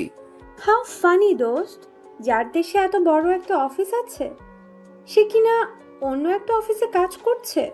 হ্যালো, কেমন আছেন? হাই, আলহামদুলিল্লাহ ভালো আছি ভাইয়া। আপনি কেমন আছেন ভাইয়া? আলহামদুলিল্লাহ ভালো। ওই সাইলেন্সারটার সাথে কিভাবে ফ্রেন্ডশিপ করলেন? সারাদিন তো মন মরা হয়ে বসে থাকতো। আমার মনে হয় বিদেশেও ওই রকম করেছে। ঠিক বলছেন। শুধু কাজের সময় কাজ করত আর সারাদিন বসে বসে সময় কাটিয়ে দিত। আমি ওদের কথাগুলো শুনছি আর মিট মিট করে হাসছি। পাগলগুলা বলে কি, সব সময় হাসি খুশি থাকার চেষ্টা করেও থাকতে পারতাম না। কেন জানি কিসের একটা শূন্যতা অনুভব হতো। এরপর রাকিব চলে যায়, আমি বসে বসে কাজ করতে লাগলাম আর অর্পা বসে বসে ফ্রি ফায়ার খেলতে লাগলো। বুঝি না মেয়েটা এই গেমটা কেমনে খেলা শিখলো। আমার থেকেও ভালো খেলতে পারে, তাই তো সবসময় আমার স্কোয়াডে রাখি। কাজ করতে করতে দুপুরের খাওয়ার সময় হয়ে গেল, কিন্তু আমি এখনো কাজ করতে লাগলাম। অনেক কাজ পড়ে আছে। কিরে চল, আর কতক্ষণ অপেক্ষা করব? আমার কিন্তু ভীষণ খিদা লাগছে। কাজ এখন বন্ধ রাখ। ওই বেটা পেটুক, সবসময় খাই খাই করিস কেন? একটু অপেক্ষা কর, আমি কাজগুলো সেরে ফেলি। আচ্ছা তুই তাড়াতাড়ি কর, আমি আমার ডেস্কে আসি। কাজ শেষ হইলে আমার ডেকে নিস। এরপর রাকিব চলে গেল, আমি কাজে মনোযোগ দিলাম। প্রায় 15 মিনিট পর কাজ শেষ হয়ে এসেছে। এরপর আমি অর্পাকে সাথে নিয়ে রাকিবের সাথে তাদের বাড়িতে উদ্দেশ্যে রওনা হলাম। আমি আর রাকিব কথা বলতে বলতে যেতে লাগলাম। প্রায় কিছু সময় রাকিবের বাড়িতে চলে এলাম। বাড়িটা আমার আগে থেকে চেনা। এরপর আমরা গাড়ি থেকে নেমে গাড়িটা পার্ক করিয়ে নিলাম। রাকিব গিয়ে দরজায় নক করলো। প্রায় কিছু সময় পর দরজা খুলে দিল। ভিতর দিকে তাকিয়ে আমি বড়সড় একটা ধাক্কা খেলাম। ও এখানে কি করে? আরে দিশা, তুমি এখানে? মানে কিভাবে হলো এইসব? রাকিব, তুইও তো কিছু বলিস নাই। ঘরে চল, তারপর সব বলবো। আগে খেয়ে নে, তারপর সবাই বসে কথা বলবো। আর অফিসে এখন দেরি করে গেলেও কিছু হবে না, সব জানতে পারবি। কেন তোকে কিছু বলি নাই? কেন তোর কাছ থেকে এত কিছু লুকিয়ে রাখলাম? এখন চল। এরপর আমরা ভিতরে গেলাম, ফ্রেশ হয়ে চলে এলাম খাওয়ার রুমে। তবে দিশা মেয়েটাকে আজকে অনেক খুশি দেখাচ্ছে। আমিও অনেক খুশি। মেয়েটা অন্তত একটা ভালো মানুষকে তো পেলো। কিন্তু ওই শালা রাকিব তো অন্য মেয়েকে ভালোবাসতো। তাহলে ওই মেয়েটার কি হলো? সবকিছু কেমন গুলিয়ে যাচ্ছে। কিরে, এত কি ভাবিস? সব কিছুই জানতে পারবি। এখন খেয়ে নে। আর কতক্ষণ অপেক্ষা করব? ভীষণ ক্ষুধা লাগছে। আমি মুচকি হেসে ওর কথায় সম্মতি জানালাম। এরপর আমরা সবাই খেতে বসে গেলাম। বাহ, মেয়েটার হাতের রান্না তো অনেক ভালো। পেট পুড়ে খেলাম। এরপর আমি একটু ছাদে এলাম, হাতে একটা সিগারেট নিলাম। সিগারেটটা ধরিয়ে টানতে লাগলাম। অবশ্যই আমি আগে এইসব ছাইপাস খেতাম না। এখন কেমনে যে এইসব ছাইপাস আপন হয়ে গেছে। হঠাৎ পিছনে কারো উপস্থিতি টের পেলাম। তাকিয়ে দেখি রাকিব দাঁড়িয়ে আছে। কিরে, একা একা খাবি নাকি? তুই এত স্বার্থপর কেন? আমাকেও দে। শেয়ার করলে কি হয় তোর? দে না দোস্ত। তুই আবার কবে থেকে এইসব খাস? আগে তো জানতাম না। আর আমি শেয়ার করতে পারবো না। পারলে পুরোটা খা, আমি অর্ধেক শেয়ার করতে পারবো না। আচ্ছা পুরোটাই দে, আমার এসব অভ্যাস আছে। আগে যে কত খাইছি। আমি প্যাকেট থেকে একটা সিগারেট বের করে দিলাম। শালা জ্বালাতে পারছে না। আর ওনার নাকি অভ্যাস আছে। কিরে, পারছি না তো। শালাকে সিগারেট দিলি? সেই কখন থেকে চেষ্টা করেই যাচ্ছি, কিন্তু কিছুতেই জ্বলছে না। আবাল মার্কা সিগারেট। তুমি আমার কচু জানো, সিগারেট মুখে নিয়ে জ্বালাতে হয়, হাতে রেখে না। ওনার নাকি আবার অভ্যাস আছে। না পারলে খাইস না। আরে দে তো। তুই পারলে আমি পারবো না কেন? আমি ঠিকই পারবো। তাড়াতাড়ি কর, পরে কিন্তু দিশা চলে আসবে। তখন কিন্তু আমি নিজের দিশাহারা হয়ে যাব। এত ভয় পাইলে খাও কেন? না খেলেই তো চলে। আরে ভাই দিবি তুই? বক বক না করে তাড়াতাড়ি সিগারেট জ্বালা। আমি আর কিছু না বলে সিগারেটটা জ্বালিয়ে দিলাম। শালা প্রথম টান দিয়ে কাশতে শুরু করলো। ও যদি আগে থেকে সিগারেট টানতো তাহলে তো এমন হতো না। বুঝলাম না ব্যাপারটা। এরপর ধীরে আরো একটু শেষ করলো। এখন দেখি রাকিবের চোখ দিয়ে পানি পড়তে লাগলো। আমি বুঝে গেলাম রাকিব আগে কখনো সিগারেট খাই নাই। আমি তাড়াতাড়ি ওর হাত থেকে সিগারেটটা কেড়ে নিলাম। মিথ্যা কথা বললি কেন? তুই তো ঠিক মতো সিগারেট টানতেই পারিস না, তাহলে কেন এইরকম করলি? দেখ তো তোর চোখ কি রকম লাল হয়ে গেছে। আর খেতে হবে না সিগারেট, তোর পরে ক্ষতি হবে। আমার ক্ষতি হলে তোর ক্ষতি হবে না। তুই কেন এইসব খাস? আমাকে সিগারেটটা ফিরিয়ে দে বলে দিলাম। না দিব না, এখন নিতে যা, আমি আসতেছি। এই কথা বলে আমি আবার সিগারেটটা টানতে শুরু করলাম। রাকিব এসে আমাকে জড়িয়ে ধরে কান্না করে দিল। বুঝলাম না ছেলেটার কাহিনী। প্রথমত সিগারেট খেতে না পেরেও মিথ্যা বলে আমার থেকে সিগারেট নিল, এখন আবার কান্না করতে লাগলো। কিরে কান্না করিস কেন? কান্না থামা বেটা, কি হয়েছে বল আমাকে। দিশার সাথে ঝগড়া করলো নাকি? চল আমার সাথে, আজকে দিশার খবর আছে। এত বড় সাহস, আমার বন্ধুর সাথে ঝগড়া করে? চল তুই আমার সাথে। দিশা নয়, আমার এই কান্নার কারণ তুই। মানে আমি কি করলাম? কোনো ভুল করলাম নাকি? বল তাহলে, আমি ভুলটা শুধরানোর চেষ্টা করব। তবু তুই কান্না করিস না দোস্ত। অনেক বড় ভুল করছিস। তোকে নিয়ে আমার অনেক চিন্তা হয়, কখন জানি কি হয়ে যায়। তোকে আমার একটা কথা রাখতে হবে, আমার কসম দিয়ে বললাম। আরে চিন্তা করিস কেন, বলবি তো, আর আমি তোর সব কথা রাখবো। শুধু কি করতে হবে বল। তুই সিগারেট খাওয়া ছেড়ে দে দোস্ত। তোকে হারাতে চাই না আমি। যখন এই শহরে আমার কেউ ছিল না, তখন তুই আমার পাশে ছিলি, নিজের ভাইয়ের মতো আমার সাথে চলতি। আমি চাই না তোর কিছু হোক। আমি দিশার চাইতে তোকে বেশি ভালোবাসি দোস্ত। দিশা গেলে ওর মতো আরও অনেক মেয়ে পাবো, কিন্তু তোর মতো বন্ধু পাবো না। আর আমি দিশাকে ভালোবাসি না যে তাও না, আমি দিশাকে অনেক ভালোবাসি, কিন্তু তোর থেকে কম। আর আমি কখনো সিগারেট খাই নাই। সিগারেট ধোয়া আমার নাকে লাগলেই চোখ লাল হয়ে যায়, এরপর চুলকাতে শুরু করে। ভীষণ ভয় পাই সিগারেটের গন্ধটাকে। প্লিজ দোস্ত, এসব খাওয়া ছেড়ে দে। আমি চাই না তোর কিছু হোক, তোকে হারাতে চাই না। আরে পাগল, তুই এত ইমোশনাল কেন? এখন থেকে তোকে কথা দিলাম আর কখনো এইসব খাবো না। এখন কান্না থামা বেটা, মেয়েদের মতো কান্না করতে হবে। আর আমি কোথাও যাব না তোকে ছেড়ে, তবে বাসর ঘর হলে ভিন্ন কথা। আমার কথা শুনে রাকিব আওয়াজ করে হেসে দিল। আমি রাকিবকে হাসানোর জন্যই এই কথা বলেছি। এরপর সিগারেটটা ফেলে দিয়ে রাকিবকে নিয়ে নিচে চলে আসলাম। এরপর দুইজন পাশাপাশি ভালোভাবে ফ্রেশ হয়ে নিলাম, যাতে সিগারেট গন্ধ আমাদের শরীরে না থাকে। এরপর সবাই মিলে ড্রয়িং রুমে বসে পড়লাম। অর্পাও ছিল আমাদের সাথে। রাকিব বলতে শুরু করলো, তুই বিদেশ যাওয়ার 2 দিন আগে আমি অফিসে বসে দিশার ফটোগুলো দেখতেছি। ওই সময় ঈশিতা ম্যাম আমাকে তার কেবিনে যেতে বলল। আমিও চলে গেলাম ম্যামের কেবিনে। যখন ভিতরে গেলাম তখন ঈশিতা ম্যাম আমাকে বলল, রাকিব সাহেব, আপনি অফিস টাইমে কার ফটো দেখতেছেন? মেয়েটাকে? আপনি কিভাবে দেখলেন ম্যাম? আমি সিসি ক্যামেরায় দেখেছি। ভয় নেই, বলেন মেয়েটা আপনার কি হয়? আমি কিছু মাইন্ড করব না। আর আপনি না দাঁড়িয়ে থেকে বসেন, আর এই নেন টিস্যু। এই এসির মধ্যেও ঘামাচ্ছেন কেন? বললাম তো ভয় পেতে হবে না, ফ্রেন্ড হিসেবে বলুন। আসলে আমি ওই মেয়েটাকে ভীষণ ভালোবাসি, কিন্তু কখনো বলে উঠতে পারিনি। আর কখন বলতে পারবো কিনা জানি না। তখন ঈশিতা ম্যাম আমার হাত থেকে মোবাইলটা নিয়ে দিশার ফটোগুলো দেখতে লাগলো। এরপর ঈশিতা ম্যাম বলল, আমি যা ভেবেছিলাম তাই হলো। এই মেয়েটার নাম হলো দিশা, আমার বেস্ট ফ্রেন্ড। অনেক ভালো একটা মেয়ে, কিন্তু আপনি ওর ফটো কোথায় পেলেন আর কিভাবে চেনেন? আমি ফেসবুক থেকে ওর ফটোগুলো পেলাম কাছে, এখন ওর নাম জানতে পারলাম। আর আপনার মেয়ে ওর নামটাও জানতাম। ওর ফেসবুক আইডির নাম ছিল নীল প্রজাপতি। আর ওকে সবসময় আমার বাড়ির সামনে দিয়ে কলেজে যেতে দেখতাম, কিন্তু ভয়ে কখনো কথা বলে উঠতে পারি নাই। আপনার বেস্ট ফ্রেন্ডকে মনে হয় আর পাওয়া হবে না। কেন পাওয়া হবে না? আপনি কি ওকে বিয়ে করতে চান? নির্ভয় বলুন, সবকিছু আমি দেখছি। তা তো অবশ্যই চাই, কিন্তু আপনার ফ্রেন্ড কি রাজি হবে? দূর থেকে ভালোবেসে গেলে কি হয়? আরে আপনি চিন্তা করছেন কেন? মনে করুন এখন থেকে আপনার এই বোন আপনার বিয়ের দায়িত্ব নিল। কি দিবেন না? ঈশিতার কথা শুনে আমি অনেক অবাক হলাম। আমি ভাবতে থাকলাম, এই মেয়েটা এই রকম কেন? আমার সাথে কি সুন্দর আচরণ করছে, কিন্তু তোর সাথে খারাপ আচরণ করে কেন? মেয়েটাকে তো দেখে খারাপ মনে হয় না। তারপর কি হলো?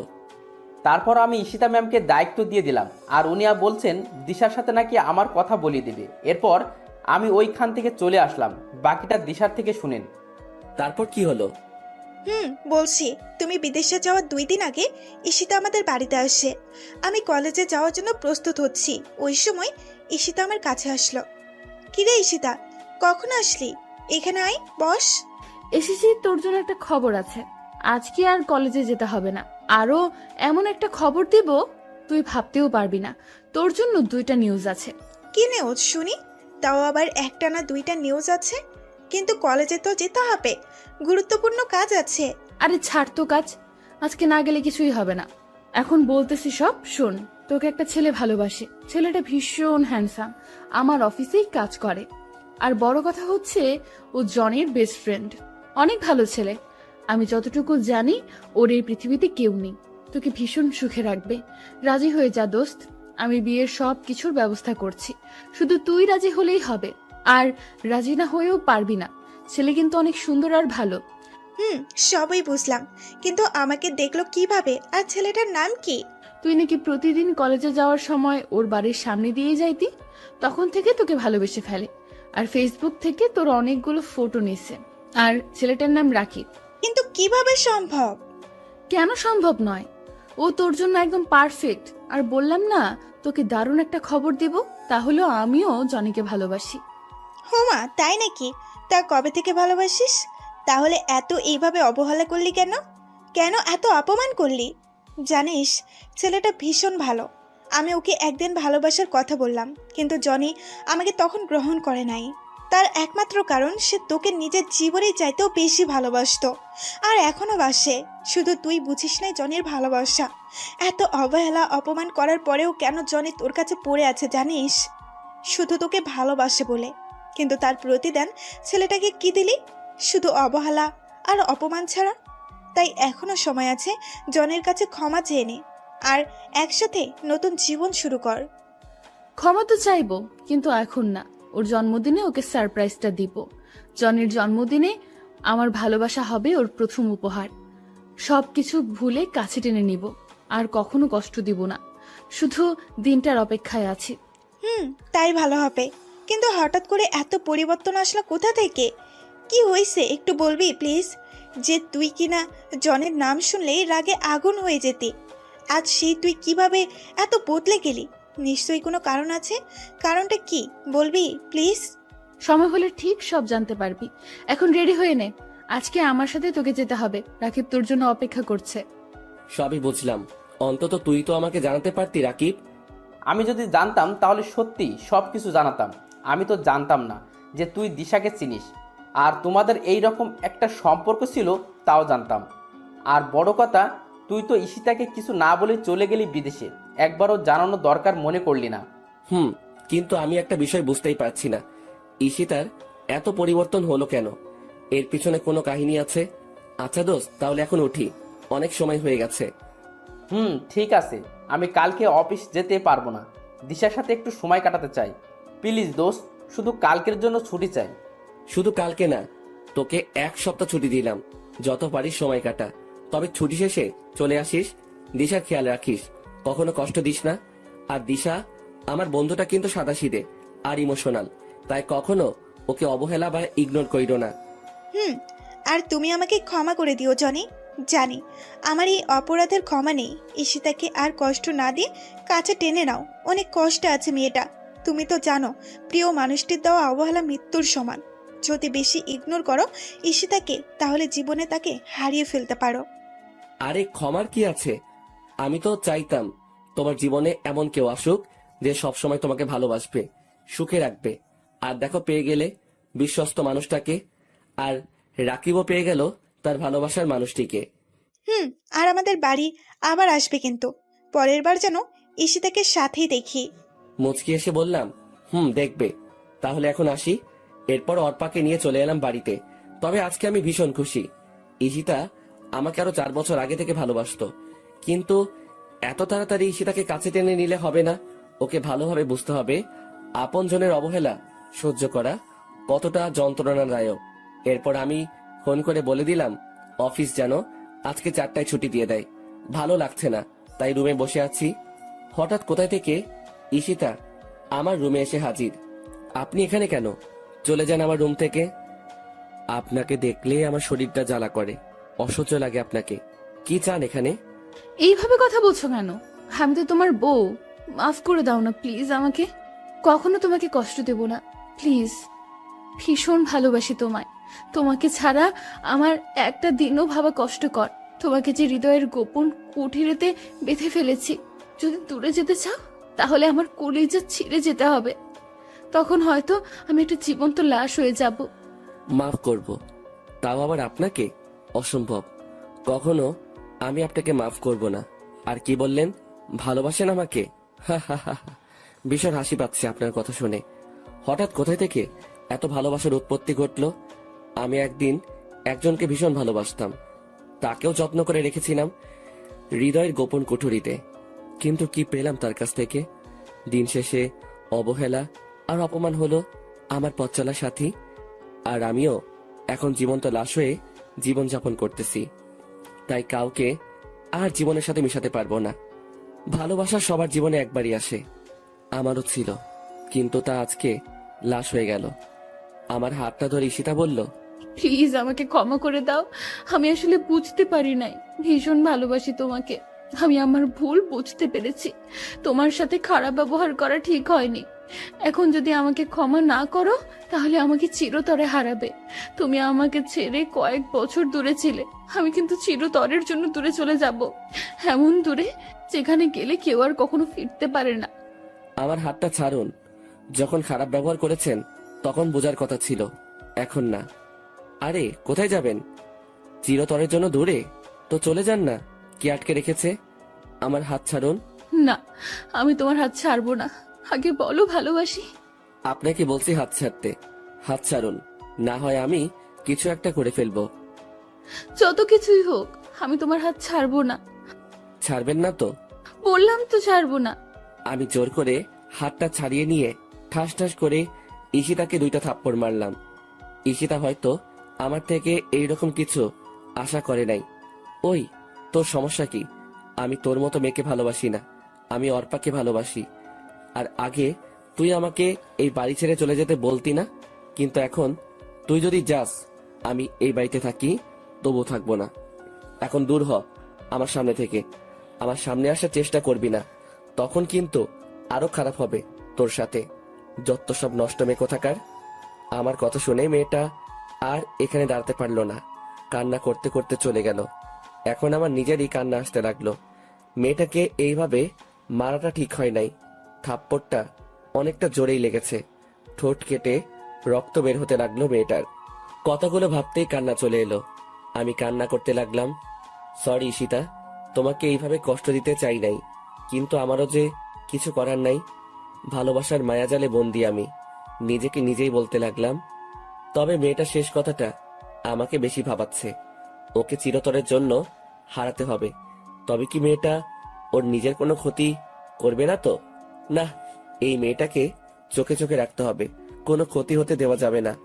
আর কোনো কিছু না ভেবে একটু ঘুমাতে চেষ্টা করলাম, ঘুম কিছুতেই আসছে না। কি জানি মেয়েটা কি করতেছে। আমি শোয়া থেকে উঠে ধীরে ধীরে ঈশিতার রুমের দিকে এগোতে লাগলাম। দরজার কাছে এসে ভিতরে তাকিয়ে দেখি মেয়েটা শুয়ে আছে। একটু কাছে গিয়ে মোবাইলের ফ্ল্যাশ লাইটটা জ্বালিয়ে দেখি মেয়েটার চোখ দুটো ফুলে আছে। ওকে দেখেই বুকের ভিতরটায় ঝড় শুরু হয়ে গেল। মনে হয় অনেক কান্না করেছে। মোবাইলের লাইটের আলো চোখে পড়াতে ঈশিতার ঘুমটা ভেঙে গেল। আমাকে দেখেই এক প্রকার জড়িয়ে ধরল। আমি কিছুক্ষণ সময় চুপ করে রইলাম। এরপর বললাম, আমাকে ছাড়েন, এইভাবে জড়িয়ে রেখেছেন কেন? জড়িয়ে ধরে রেখে ঈশিতা বলতে লাগলো, না, ছাড়বো না। ছেড়ে দিলেই আমাকে ছেড়ে অনেক দূরে চলে যাবে। আমি তা কখনো হতে দিব না। ভীষণ ভালোবাসি তোমায়। যদি কখনো দূরে চলে যাও তাহলে আমি সত্যিই মরে যাব। জানো, আজকে তোমার থাপ্পড় দেওয়াতে কষ্ট পাই নাই, কষ্ট পাইছি তোমার কথাগুলোতে। প্লিজ আমাকে মাফ করে দাও। কখনো তোমাকে ভুলতে পারবো না। আর যদি দূরে চলে যাও তাহলে আগে আমাকে শেষ করে দাও, তারপর চলে যাও। সবকিছু ভুলে আমাকে কাছে টেনে নাও। আচ্ছা যাব না, এখন ঘুমাও, শুভরাত্রি। তারপর আমিও ঈশিতার কাছ থেকে নিজেকে ছাড়িয়ে নিয়ে চলে আসলাম। আমার রুমে এসে শুয়ে পড়লাম। ঘুম থেকে উঠে আমি চমকে গেলাম। ঈশিতা আমাকে জড়িয়ে ধরে শুয়ে আছে। মেয়েটার দিকে তাকিয়ে দেখি ঠোঁটের কোণায় এখনো রক্তের দাগ লেগে আছে, আর গালে আছে 5 আঙ্গুলের দাগ। মেয়েটা আজকে ভীষণ মায়াবী লাগছে। অন্যরকম একটা মায়া কাজ করছে ওর মুখে। ওর মায়া ভরা মুখটা আমাকে ওর দিকে টানছে। তবু নিজেকে সামলিয়ে নিয়ে ঈশিতাকে ডাকতে লাগলাম। ঈশিতা, এই ঈশিতা, ওঠো। এখানে কেন আসলে? আরে আমাকে ছাড়ো, অনেক বেলা হয়েছে, তাড়াতাড়ি উঠে পড়ো। ঈশিতা উঠে দেখে ও আমার বুকে মাথা দিয়ে শুয়ে আছে। আমাকে দেখে ভীষণ লজ্জা পেল ঈশিতা। আর আমার মুখে তুমি ডাকটা শুনে ঈশিতা অনেকটা বিস্মিত হলো। এরপর আমাকে ছেড়ে ঈশিতা দৌড়ে চলে গেল। এরপর আমি ফ্রেশ হয়ে নাস্তা করতে চলে গেলাম। নিচে ঈশিতা আর অর্পা দুইজন বসে গল্প করছে। আমি গিয়ে তাদের সাথে বসে পড়লাম আড্ডাতে। অনেক মজা হয়েছে, তবে ঈশিতাকে আজকে ভীষণ খুশি দেখাচ্ছে। মেয়েরা বেশি কিছু চায় না, শুধু নিজের ভালোবাসার মানুষটির কাছ থেকে একটু ভালোবাসা পেলেই তা তাদের জন্য যথেষ্ট। ঈশিতাও তার ব্যতিক্রম নয়। ঈশিতা কেন এত খুশি তা তো আমি জানি। এরপর সবাই মিলে নাস্তা করে নিলাম। নাস্তা শেষ করে আমি রুমে চলে আসলাম। অফিসে যাব, তাই রেডি হতে লাগলাম। হঠাৎ করেই অর্পা আমার রুমে এলো। কিছু বলবে নাকি অর্পা? আমি অফিসে যাব, কিছু প্রয়োজন হলে বলো। না, আমার কিচ্ছুর প্রয়োজন নেই। তোমাকে একটা কথা বলতে চাই। আমি আর এখানে থাকতে পারবো না। বলো, কি বলবে? আর থাকবে না কেন? ঈশিতা কি কিছু বলেছে? তাহলে আমাকে বলো, তোমার সাথে কি খারাপ ব্যবহার করেছে? না, ঈশিতা কিছু বলে নাই। জানো, ঈশিতা খুব ভালো মেয়ে। আসলে আম্মু ফোন করেছে, আমাকে বাড়িতে যেতে বলেছে। আমার নাকি বিয়ে ঠিক করেছে। বিয়েতে আব্বু আম্মু সবাই রাজি আছে। আর আমার বিয়ের মধ্যে দিয়েই তারা আবার এক করতে পারবো। আর এর জন্য আমাকে যা করতে হয় করব। তবু আব্বু আম্মুকে এক করবই। যদি এর জন্য আমাকে বিয়ে করতে হয় তাতেও আমি রাজি আছি। আমি সব সময় তাদের সুখে দেখতে চাই। আর তোমাকে এইটাই বলতে এসেছি। আমি সবকিছু গুছিয়ে নিয়েছি। তুমি প্লিজ আমাকে বাস স্ট্যান্ডে নিয়ে আসো। ও, তা কবে ঠিক করলো বিয়ে? যদি তোমার বিয়ে করাতে আন্টি আঙ্কেল আবার এক হয় তাতে সমস্যা নাই, কিন্তু ছেলেটাকে কিরকম ছেলে স্বভাব? আর এখনই যেতে হবে নাকি? ছেলেটা খুব ভালো। আর ও হচ্ছে আমার মামাতো ভাই, আমার সমবয়সী। আব্বু আম্মু সবাই রাজি। এখন কি আমি না করতে পারি? আমি সব সময় তাদের হাসি খুশি দেখতে চাই। আর বিয়েটা কবে আমাকে এখনো বলে নাই, শুধু তাড়াতাড়ি বাড়ি ফিরতে বলেছে। তাহলে ভালোই হবে। আচ্ছা তুমি যাও, আমি রেডি হয়ে আসছি। আমি ভালোভাবে রেডি হয়ে নিলাম। এরপর নিচে এসে বসে রইলাম। অর্পা এখনো আসে নাই। নিচে ঈশিতাও বসে আছে। আমি ঈশিতাকে শুনিয়ে শুনিয়ে বলতে লাগলাম, আন্টি, আমি আজকে অর্পার সাথে চলে যাচ্ছি। আবার কখনো এই বাড়িতে আসা হবে কিনা জানি না। ভালো থেকো সবাই। আর কেউ একজন আছে এই বাড়িতে, তাকে বলে দিও আমি আর ফিরবো না। আমাকে দেখলে তো আবার তার সহ্য হয় না। ওইখানে অর্পাকে বিয়ে করে নিব। আমাদের বাচ্চা হলে তবেই ফিরবো। কথাগুলো ঈশিতাকে শুনিয়ে শুনিয়ে বললাম, যাতে ঈশিতা রাগ করে। আসলে আমার এইরকম কোনো চিন্তা ভাবনা ছিল না। ভাবলাম ঈশিতাকে রাগিয়ে অফিসে চলে যাব। এরপর অফিস থেকে আসার সময় তার রাগ ভাঙানোর জন্য যা করতে হয় করব। এরপর আমি আর অর্পা গাড়ি নিয়ে বেরিয়ে পড়লাম। ঈশিতা দরজায় দাঁড়িয়ে আমাদের চলে যাওয়া দেখতে লাগলো আর ফুপিয়ে ফুপিয়ে কান্না করছে। কেউ হয়তো এই কান্না শুনতে পারছে না, কিন্তু আমার কানে ঈশিতার কান্নার আওয়াজ ঠিকই বাজছে। এরপর অর্পাকে নিয়ে বাস স্ট্যান্ডে চলে এলাম। ওর জন্য টিকিট কেটে নিলাম। 10 মিনিট পরে বাস যাত্রা শুরু করবে। মেয়েটা মনে হয় কান্না করছে। ঠিকই ধরেছি, কিন্তু আমাকে বুঝতে দিচ্ছে না। আমি গিয়ে অর্পার পাশে দাঁড়ালাম। অর্পা আমার দিকে তাকিয়ে বলতে লাগলো, জানো জনি, আমি যাকে নিজের চাইতে বেশি ভালোবাসি সেটা হলো তুমি। ভীষণ ভালোবাসি তোমায়। ইংল্যান্ডে প্রথম তোমার সাথে আমার পরিচয় হয় নাই। আমি তোমাকে আগে থেকেই চিনতাম। এখন হয়তো প্রশ্ন রয়ে গেল, আমি তোমাকে কিভাবে চিনি। ফেসবুকে আমার একজন প্রিয় রাইটার ছিল, অনেক ভালোবাসতাম তার গল্পগুলোকে। কিন্তু হঠাৎ ওই আইডি থেকে গল্প আসা বন্ধ হয়ে যায়। আইডিটা কে ও আর খুঁজে পাই নাই। অনেকদিন ফেসবুকে শুধু ওই আইডিটা খুঁজেছি। এভাবে একটা বছর পার হয়ে গেল। এরপর তুমি আমার সাথে ইংল্যান্ডে জব নাও। এরপর আমরা ভালো বন্ধু হয়ে উঠি। তো একদিন তোমার মোবাইলে একটা ফোন এসেছিল, তুমি তখন বসের কেবিনে ছিলে। আমি ফোনটা রিসিভ করার আগেই কেটে যায়। তা আমি তোমার মোবাইলে ফেসবুক দেখতে পেলাম, ভাবলাম তোমার সাথে অ্যাড হয়ে নেই। যখন তোমার মোবাইল থেকে ফেসবুকে ঢুকলাম তখন কিছু সময়ের জন্য নিশ্চুপ হয়ে গেলাম, কারণ এতগুলো দিন ধরে যে আইডিটা খুঁজেছি ওটা তোমার আইডি ছিল। জানো, ভীষণ ভালোবাসতাম তোমায়, কিন্তু তুমি এখন অন্য কারো। সব কিছু তো আর চাইলেই পাওয়া যায় না। আচ্ছা, তোমার কাছে শেষ একটা জিনিস চাইবো, দিবে? কিছুক্ষণ চুপ থেকে বললাম, বলো কি চাই তোমার? আমার সাথে থাকলে অবশ্যই দিব। আমার জন্য না হয় নতুন করে গল্প লেখা শুরু করো। তোমার পাশে থাকতে পারবো না জানি, তবে তোমার গল্পগুলো আমার কাছে স্মৃতি হিসেবে রয়ে যাবে। প্লিজ জনি, আমার শেষ ইচ্ছেটা পূর্ণ করো।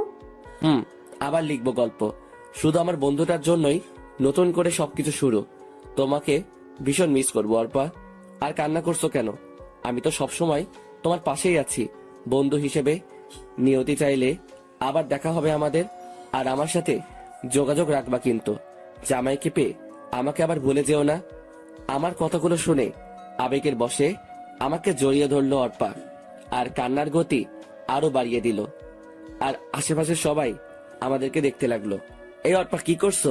সবাই দেখছে তো, এখন ছাড়ো আমাকে। সবাই কি ভাববে?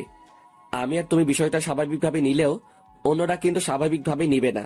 আর তোমার বাস চলে এসেছে।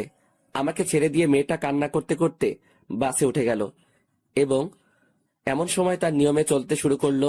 তার সাথে অর্পাও আমার থেকে দূরে সরে যেতে লাগলো।